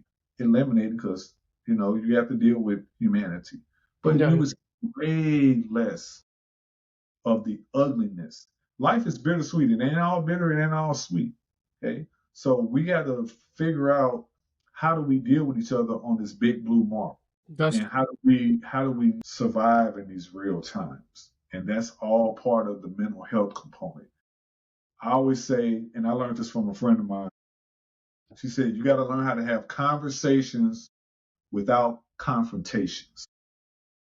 that's a great one. Yeah, it's a great advice. Yeah, and I like the you said there is way more ways to get therapists, not just by laying in a couch stating the problems. I like that you mentioned a lot of options out there. Thank you for that. What do the real resilience look like beyond pushing tax? Say it again. What does real resilience look like beyond pushing tax? Well, look at it like when you're using medications, even if you're administering them, it's a tool. It's just a tool. Okay. We say in EMS, basic life support before advanced life support. Basic life support before advanced life support. If you're having trouble breathing, I'm not just going to come up to you and put a nebulizer on your face and give you a breathing treatment. First thing I want to say is sit up. You've been laying flat all this time and you've been having trouble breathing. Sit all the way up. How do you feel now? Let's stand up. Let's see if that makes you even feel better. Okay? How do you feel now? Yeah, feel a little bit better. Okay? Let's sit up in this position for the next 5 minutes while I monitor your vitals and do some other stuff. Okay? I'm going to reassess every 3 to 5 minutes depending on what's going on with you. I haven't given you not one drug. I haven't even started an IV on you. Okay? Maybe. Then I reassess because I'm always reassessing. Okay? If your vitals start going down, I'm going to start going up in terms of going from that BLS to that advanced life support, that basic life support to that advanced life support. If you go down, I'm going up. If you go up, I'm going down. Okay, with my level of care. It's a balance. It's part of. You ever heard the term homeostasis? No, I haven't. Homeostasis is your body's. Think of a scale. You know, a scale. Okay, your body does its own balancing. It's called homeostasis. Oh, okay. Always balancing itself. Okay, think of acid versus base. Okay, your body's not too acidic and it's not too alkalinic. It's always in that Balance. balance. Okay, Okay. your body is always in a state of homeostasis. All your systems, your cardiovascular system, okay, your circulatory system included in that, your gastrointestinal, all those systems, neurological, okay, all your systems are in a constant state of homeostasis. That starts here also in your mind. Your mind should always be in a state of homeostasis. And we got to train our minds to be more in homeostasis because, again, going back to your question in terms of the drugs, you know, you can have all the drugs in the world and be able to administer them and it's still not help because maybe the drugs is not the answer to the problem, even from a medical perspective. Again, I've treated many people that had respiratory distress and not giving them a nebulizer treatment at all. I just had them sit upright. They've been laying back flat at 180 degrees or maybe at a 45-degree angle for the last 3 or 4 days and looking like crap. And I show up and I'm like, hey, why don't you just sit up Let's sit up at a 90-degree angle. I'm like, the wheezing went away. The rapid rate of respirations has slowed down. You were breathing 30 times a minute. Now you're breathing 20 times a minute. That's huge. That's huge. Just by sitting up. Just by changing the Just by changing position. BLS before ALS. If you're up, okay, and you're feeling great, that's less that I need to do. But if you're down, lower, I got to do more. Let's meet in the middle. Homeostasis. that's a great one. You're also a mental health and a father raising advocates. Why was it important for you to speak up? There's a scene in one of the Die Hard movies with Bruce Willis. I think it was the fourth one. And he's in the car with this guy that he's attempting to save who's a computer tech. And the guy asks Bruce Willis' character, John McClane, he says, why do you do all of this stuff? Bruce Willis's answer is John McClane said, somebody has to be the guy. And you can take out guy and fill in the blank however you identify. Somebody has to be the one. Somebody has to take a leadership role, whether it's in the family, whether it's at the job, whether it's on the scene, whether it's in an academic institution, a house of work. Somebody has to be a leader. And we don't want it to be just one person because we don't have infinite lives. Somebody has to be a leader and there has to be people in leadership. There's levels to leaders. And so as a parent and as a father and as a caregiver, I had to learn from many sources. Okay, there's no one book that I have or know of that teaches you like I call it, there's no leadership Bible. Okay. Not at all. Just like there's no parent Bible.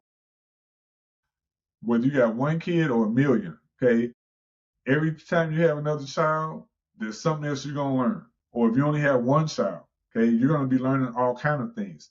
So from a leadership perspective, my thought is, again, that professional student mindset. I'm constantly learning. I got to constantly adapt with the times, with the changes, the music that my kids listen to.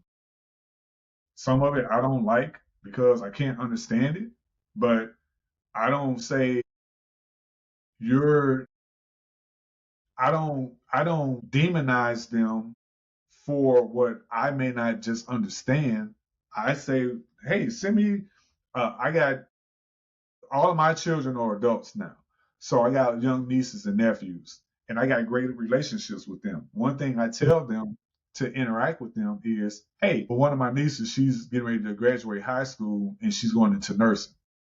Okay. I say, Violet, hey, I need a new playlist because we both have iPhones and so we use Apple Music. I say, hey, send me. I need a new playlist for this week or this month because I want to know what she's listening to. And she and I interact through text messaging and DMing and all kind of stuff like that. So I'm always sending her information about nursing and other medical stuff or whatever, or just talking to her, just as a big uncle. I have those conversations with her because if there's a conflict or whether it's between she and I and we don't have any, okay, we haven't had any. If there's any issue that she may be having with a friend of hers, she may talk to me before she talks to her parent about it. Because a lot of times we won't talk to our parents first when something happens. We'll talk to somebody else that we trust. I want to be that source for her. I want to be one of those sources for her. She knows she can trust me that I'm not going to hurt her. I'm not going to do anything that I'm not going to do or say anything that I wouldn't say in court or to my creator. Okay. So as a parent, even though I'm not her parent, because she has two parents, we're like this. We're close. Okay. And it's a team effort. It's like it takes a child, it takes a village to raise a child. So as a parent, even though I only have 6, I look at it like, hey, anytime I'm in the presence of young folks, I don't have to be your parent, but I can be a leader. I can be a mentor. I could be a source of safety and comfort. When people that know me or know of me, they never have to worry about me being or doing something nefarious, especially when it comes to their kids. Because I always say LP loves all the kids. Okay. Okay. All of them. And I am a voracious defender of kids because as a first responder, I'm a mandated reporter for child and elder abuse.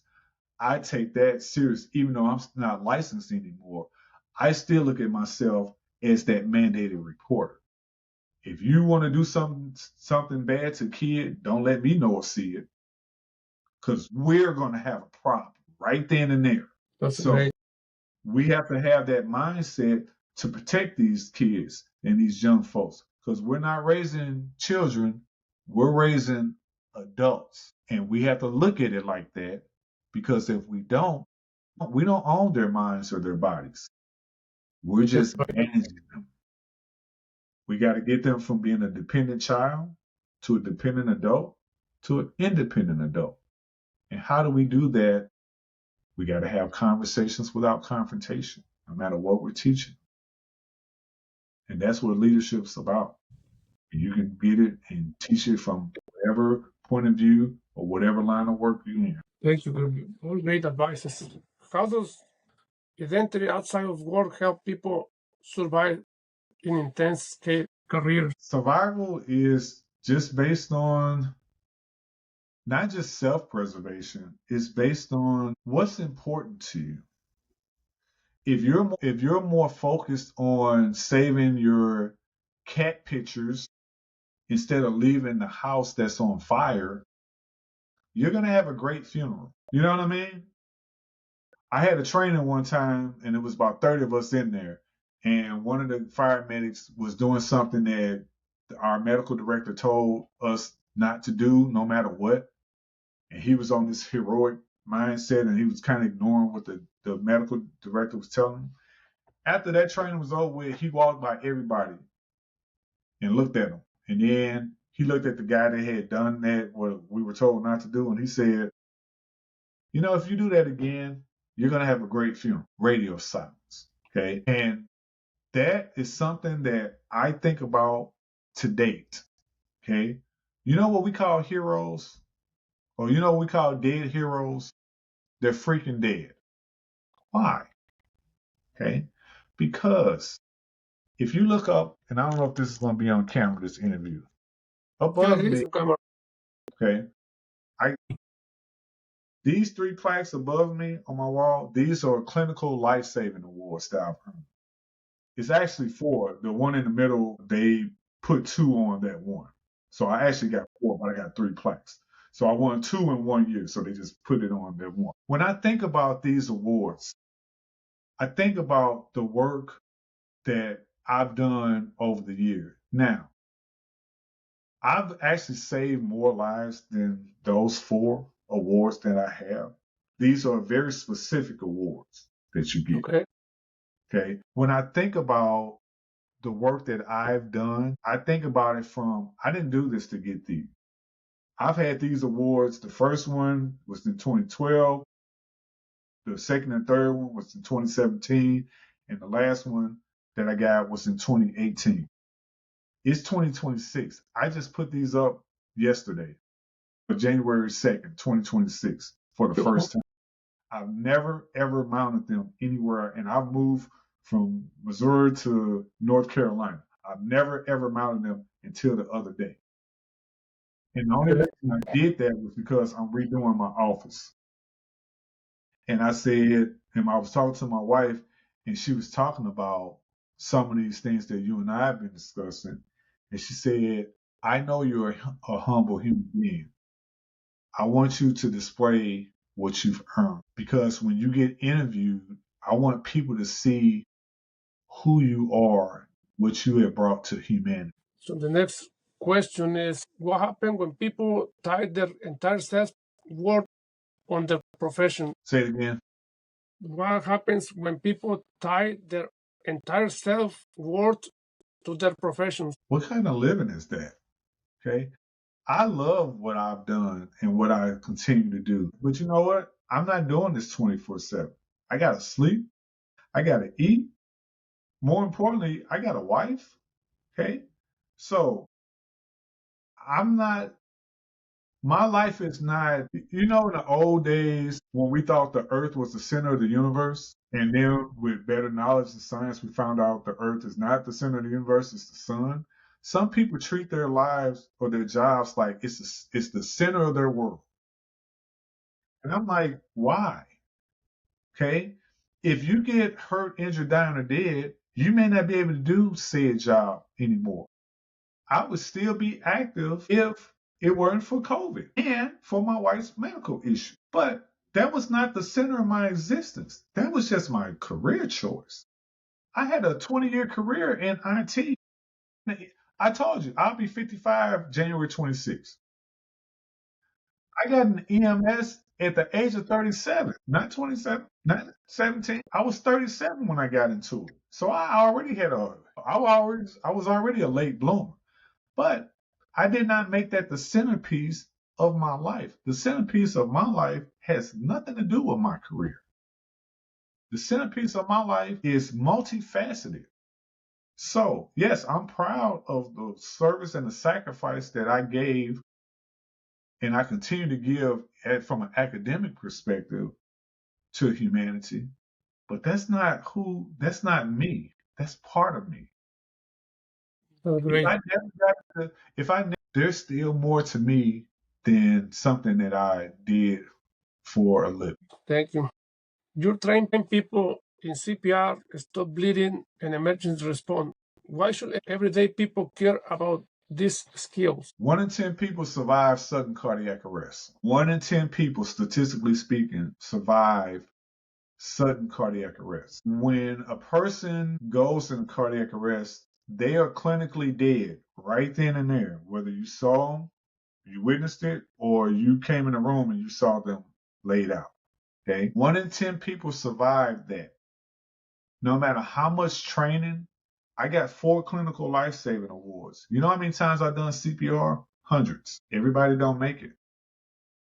I got those 4 awards is proof that everybody does not make it if they go into cardiac arrest. People that go into cardiac arrest need help. What type of help? They need immediate responders and first responders and advanced responders. And they need a lot of luck. Yeah. Because no matter how much training and skills and how many hands on deck to help that person, statistically speaking, 1 in 10 people survive. those situations. That's why we want to train and certify more people in CPR, in stop the bleed, in first aid, in these skills, because the more we train people, even from a mental health and a physical health perspective, eat better, live better, do better, that's going to drop the number of people that go into cardiac arrest, because some of it, cardiac arrest can be a medically induced or it could be from a trauma. So medically speaking, you may go into cardiac arrest from a heart attack because you've been eating the chocolate and all the fatty stuff all the time and your arteries get clogged up. Then, your cardiac cells start dying and it cascades from there. Cells make tissues, tissues make organs, organs make the organism that we call the human body. Anything that blocks that blood flow to those organs, that particular organ like your heart, you're going to have death at the cellular level. Then it's going to cascade. How are you going to know that you're having death at the cellular level? Because as guys, we typically have chest pain, shortness of breath, referred pain in one arm. We might look like crap. We might be sweating. We might even go unconscious and pass out. Women, your symptoms are a lot more milder. You typically have belly pain, back pain, shoulder pain, nausea, vomiting, diarrhea symptoms.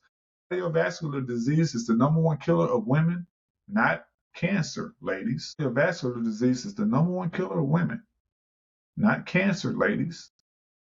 And it's the number one killer of men.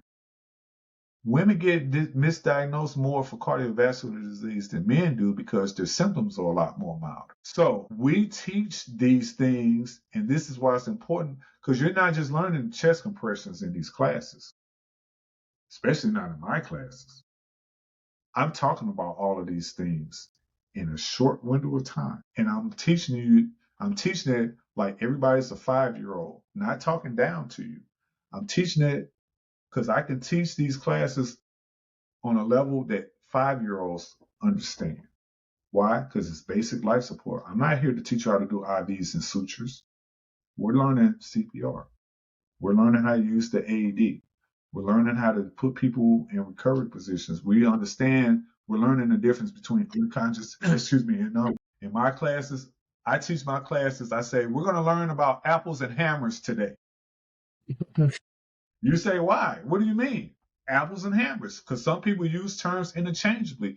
And when you're learning about CPR, you need to know the difference between some things. Unconscious and unresponsive are not apples and oranges. They're apples and hammers. The person that's unconscious is dying, not dead, so no CPR on them. They're altered. They are alive but out. They still got a pulse, still breathing, can't be alive without having those two things going on, but they're out. Meaning they're not alert, they're not responding to verbal commands or any physical stimuli. Just like two boxers, if you see one get hit, they hit the canvas, the referee does a 10 count, the referee says at 10, you're out. Do you ever see them doing CPR on that person that's laid out on the canvas? No. Why? Because they're alive but out. That's unconscious. It's an altered state. That means that person is not even dying. They're just unconscious. They're just altered. But Yeah, it can get to a point where you may be dying, but still, unless you don't have a pulse, again, unconscious is alive but out. yeah, You're breathing and you still have a pulse, even if it's weak. And you're not alert, you're not responding to verbal commands or physical stimuli. That's what unconscious is. So no CPR for them. Unresponsive is, think of one word, dead. Why? No breathing, no pulse. What do dead folks need? CPR. How soon? Now. Why? Because they're not breathing, don't have a pulse, which makes them what? Dead or unresponsive. What do dead folks need? CPR. When? Now. Why? Because they're not breathing, don't have a pulse, which makes them what? Dead or unresponsive. What do those folks need? CPR. When? Now. Why? See that cycle? mm-hmm. Unresponsive, you'll never forget that. Apples and hammers. Yeah. I start with that. The rest of it makes my class way easy. Yes. Like, Because I'm teaching them the basics. And that's why it's important to learn CPR. Yeah, that's what I was confused, and I said yes when you asked about boxing because I thought CPR was part of checking the pulse and everything. But now you're explaining with apples and hamburgers, and now it's more clear to me. It's way beyond that. Thank you. landscapers work with tools matching the weather and public spaces. What safety mindset should they adopt? What should they adopt as far as tools? The question is, we as a landscape work with tools, machinery, weather, and public spaces. What Okay. safety mindset should they or we adopt? You guys do a great job with visibility. When you go on a work site, whether it's industrial, commercial, or residential, my recommendation is be as visible as possible.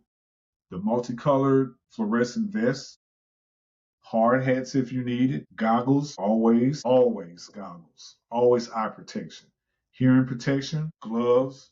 Make sure you got steel toe shoes, always steel toe shoes. Those things are going to help you in whatever vehicles that you're in, have them labeled. Even if you buy and get one of those signs made for your business, a magnetic sign that you can put on your vehicle, when I teach classes, I always teach classes with a professional shirt.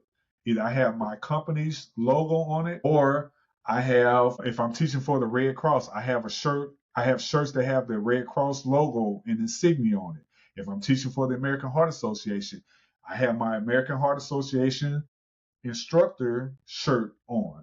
I'm never in just plain clothes when I'm teaching. If I'm teaching Stop the Bleed, I have my Stop the Bleed instructor shirt on. Okay.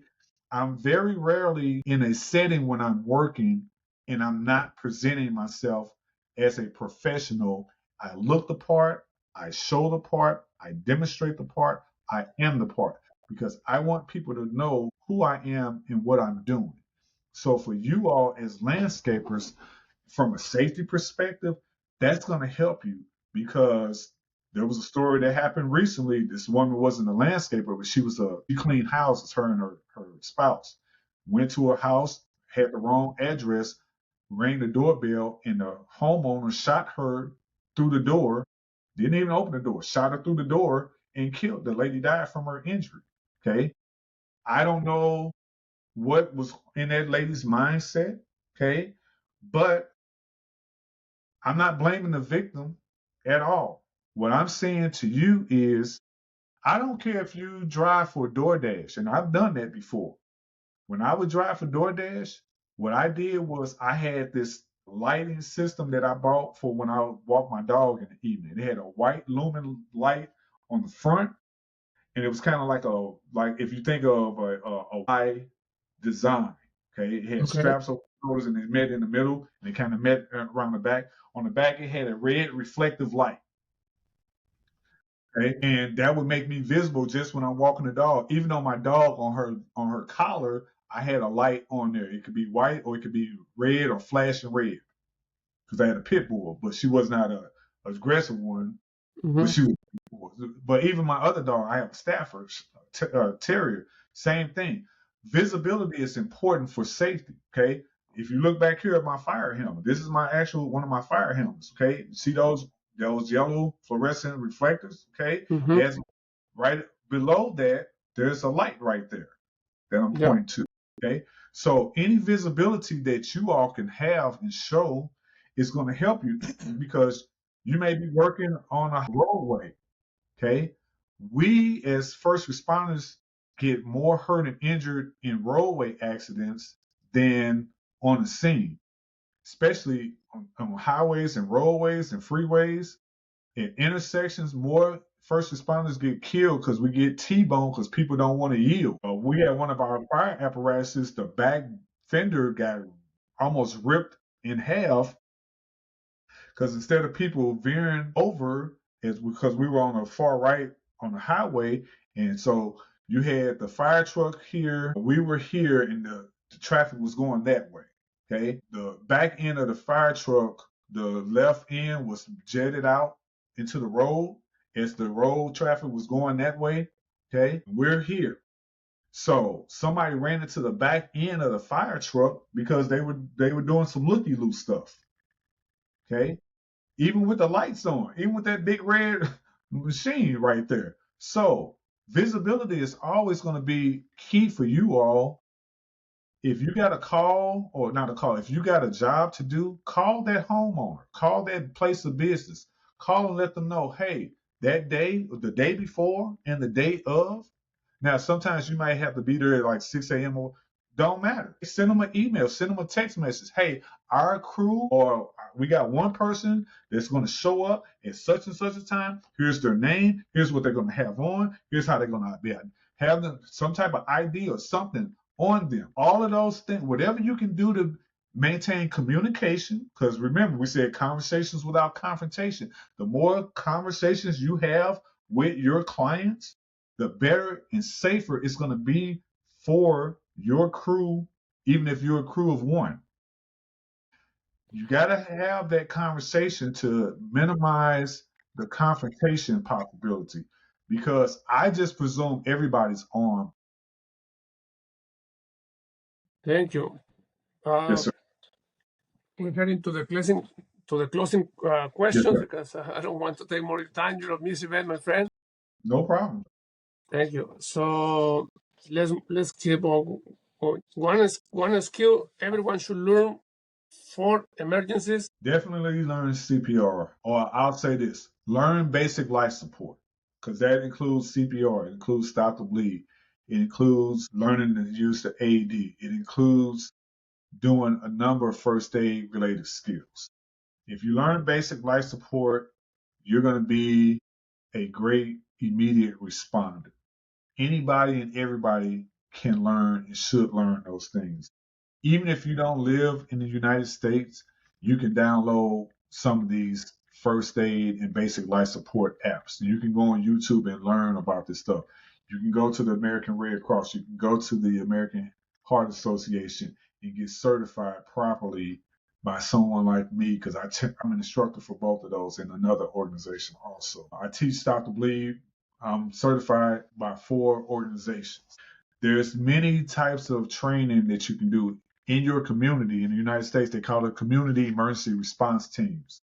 You can call your local government, city, county, state, and find out what CERT community emergency response team is available, what training is available. Most of those, they pretty much are all free.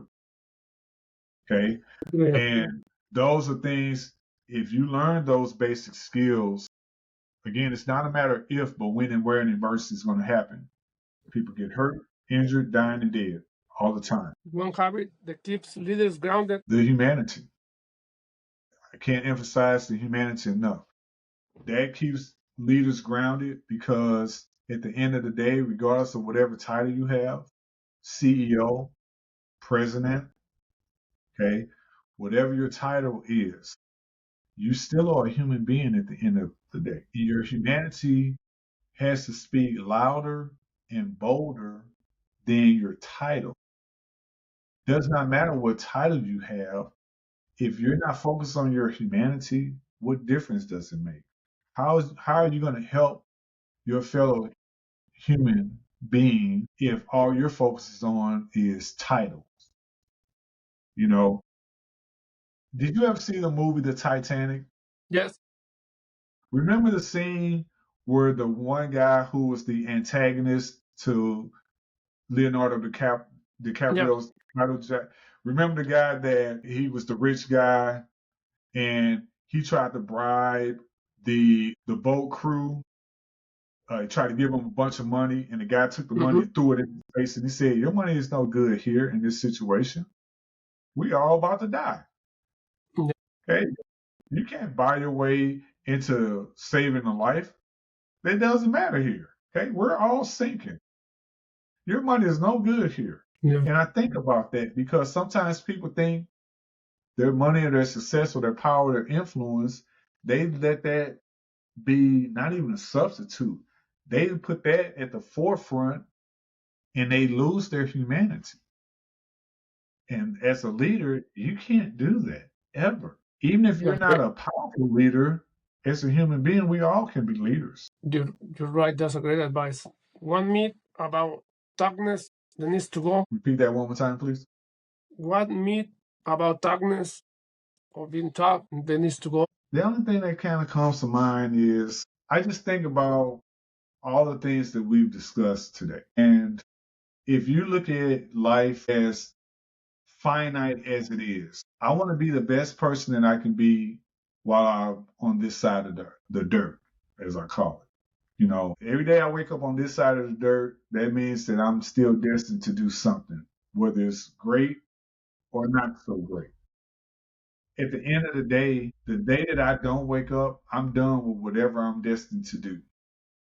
So, from a human perspective, no matter what we're talking about, you have to find out we all have a birth date that we know, then there's that dash, and then we don't know what our last day is going to be.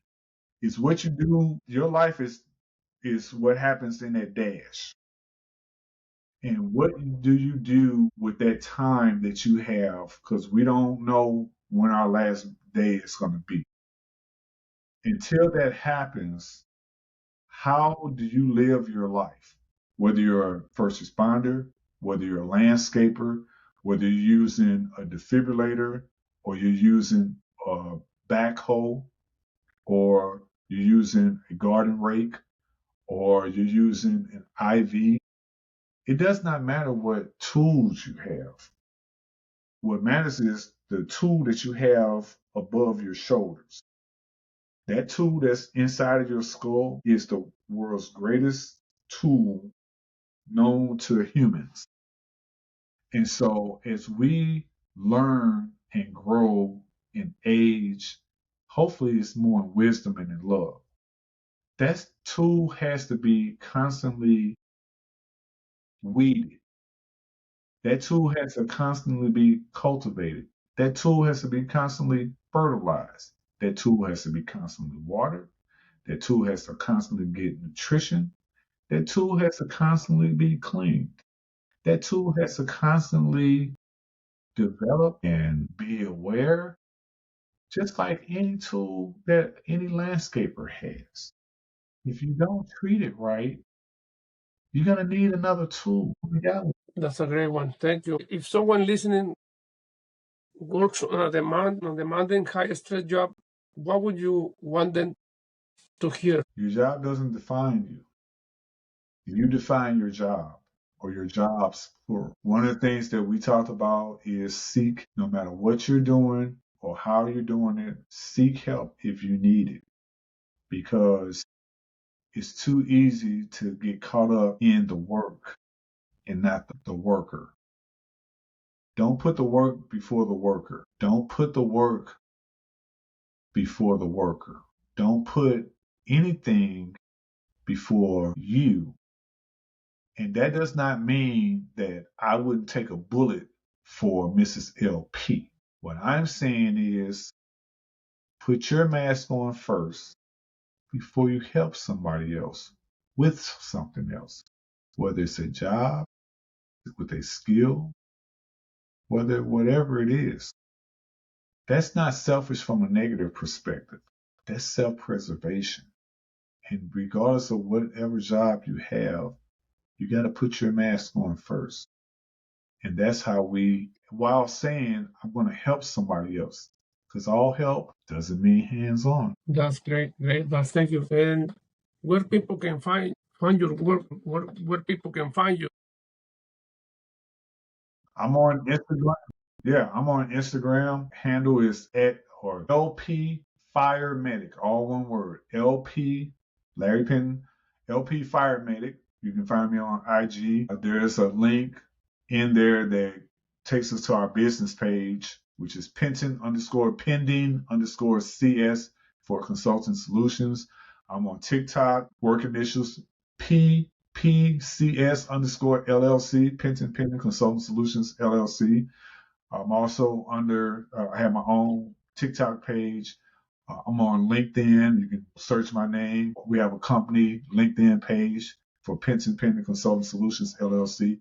If you just Google Penton Pending Consulting Solutions LLC, you'll get all kind of information on us, our social media links, articles. Again, if you go to usnews.com and type in my name, Larry Penton, or the name of the article, Diversity Emergency, you'll see that article. And again, it spawned at least 50 peer-reviewed worldwide case studies from that point. It came out August 19, 2019. So those are the main ways you can see me. I'm always doing podcasts. We have our own podcast streaming everywhere on all social media platforms. It's called Trigger Warning Talk Podcast. All 4 words, because there's a couple of trigger warnings and a couple of trigger warning talks. But ours is Trigger Warning Talk Podcast. We cover 5 areas: human and sex trafficking, domestic violence, sexually based offenses, true crime, and at the end, we cover a missing person case at the end of every episode. It's my podcast, but it's the guest interview. Be as honest as you want to be in terms of generally or specifically. We just want you to know no bigotry, okay? And you can talk from a personal perspective or a personal perspective, depending on what you want to talk about. It's very organic. It's uncensored conversation, so you might hear some adult language. Okay, we don't censor that stuff. We have a bunch of resources in the show notes for every episode that we do, and we have a bunch of information. All of the conversations that we have are straightforward. It's not a debate podcast. It's led by a first responder who's a guy who's willing to talk about these things. There's no other podcast in the world that covers all 5 of those in one that's hosted by a first responder who's a guy, because guys typically don't like talking about stuff like that, especially first response. We don't get training on those things. So I've done a lot of training and research and networking and partnering. And again, I didn't want to do a podcast that was similar to what everybody else has. There's a bunch of podcasts that are specifically on trafficking, that are specifically on DV, that are specifically on sexual offenses, that are specifically on true crime, that are specifically on missing persons. We cover all of that in one podcast. And some of the people we interview are experts in multiple of those topics. So we get real with those interviews. You can watch them in 2 places, on Spotify and our company name YouTube channel. But we're on 14 platforms, so everywhere you listen to your podcast, you can find us. Again, Trigger Warning Talk Podcast. Please like, subscribe, follow, and share. LP out. Thank you. Now, final question. What does living life as a serviceman means to you? I just want to be a good person, no matter what. I want to do what I can do. I'm one of 8 billion plus people on the planet. I want to do the best I can with the time that I have on this earth. And I want to pass the baton to the next generation of human beings to help them tap into that humanity. And I also want to make my mama proud. If she's still alive, well, and I do that, and she tells me all the time that I make her proud. So if I didn't wake up tomorrow morning, I know that there's a number of people that I love and that love me that are proud of who I am and what I've done with my life, mistakes and all. And I'm Thank you, Peter. So it was a great to having you here. I really appreciate your time, and this is one of the most enjoyable conversations I have been so far. But I learned a lot. Thank you for your time. Thank you, sir. Appreciate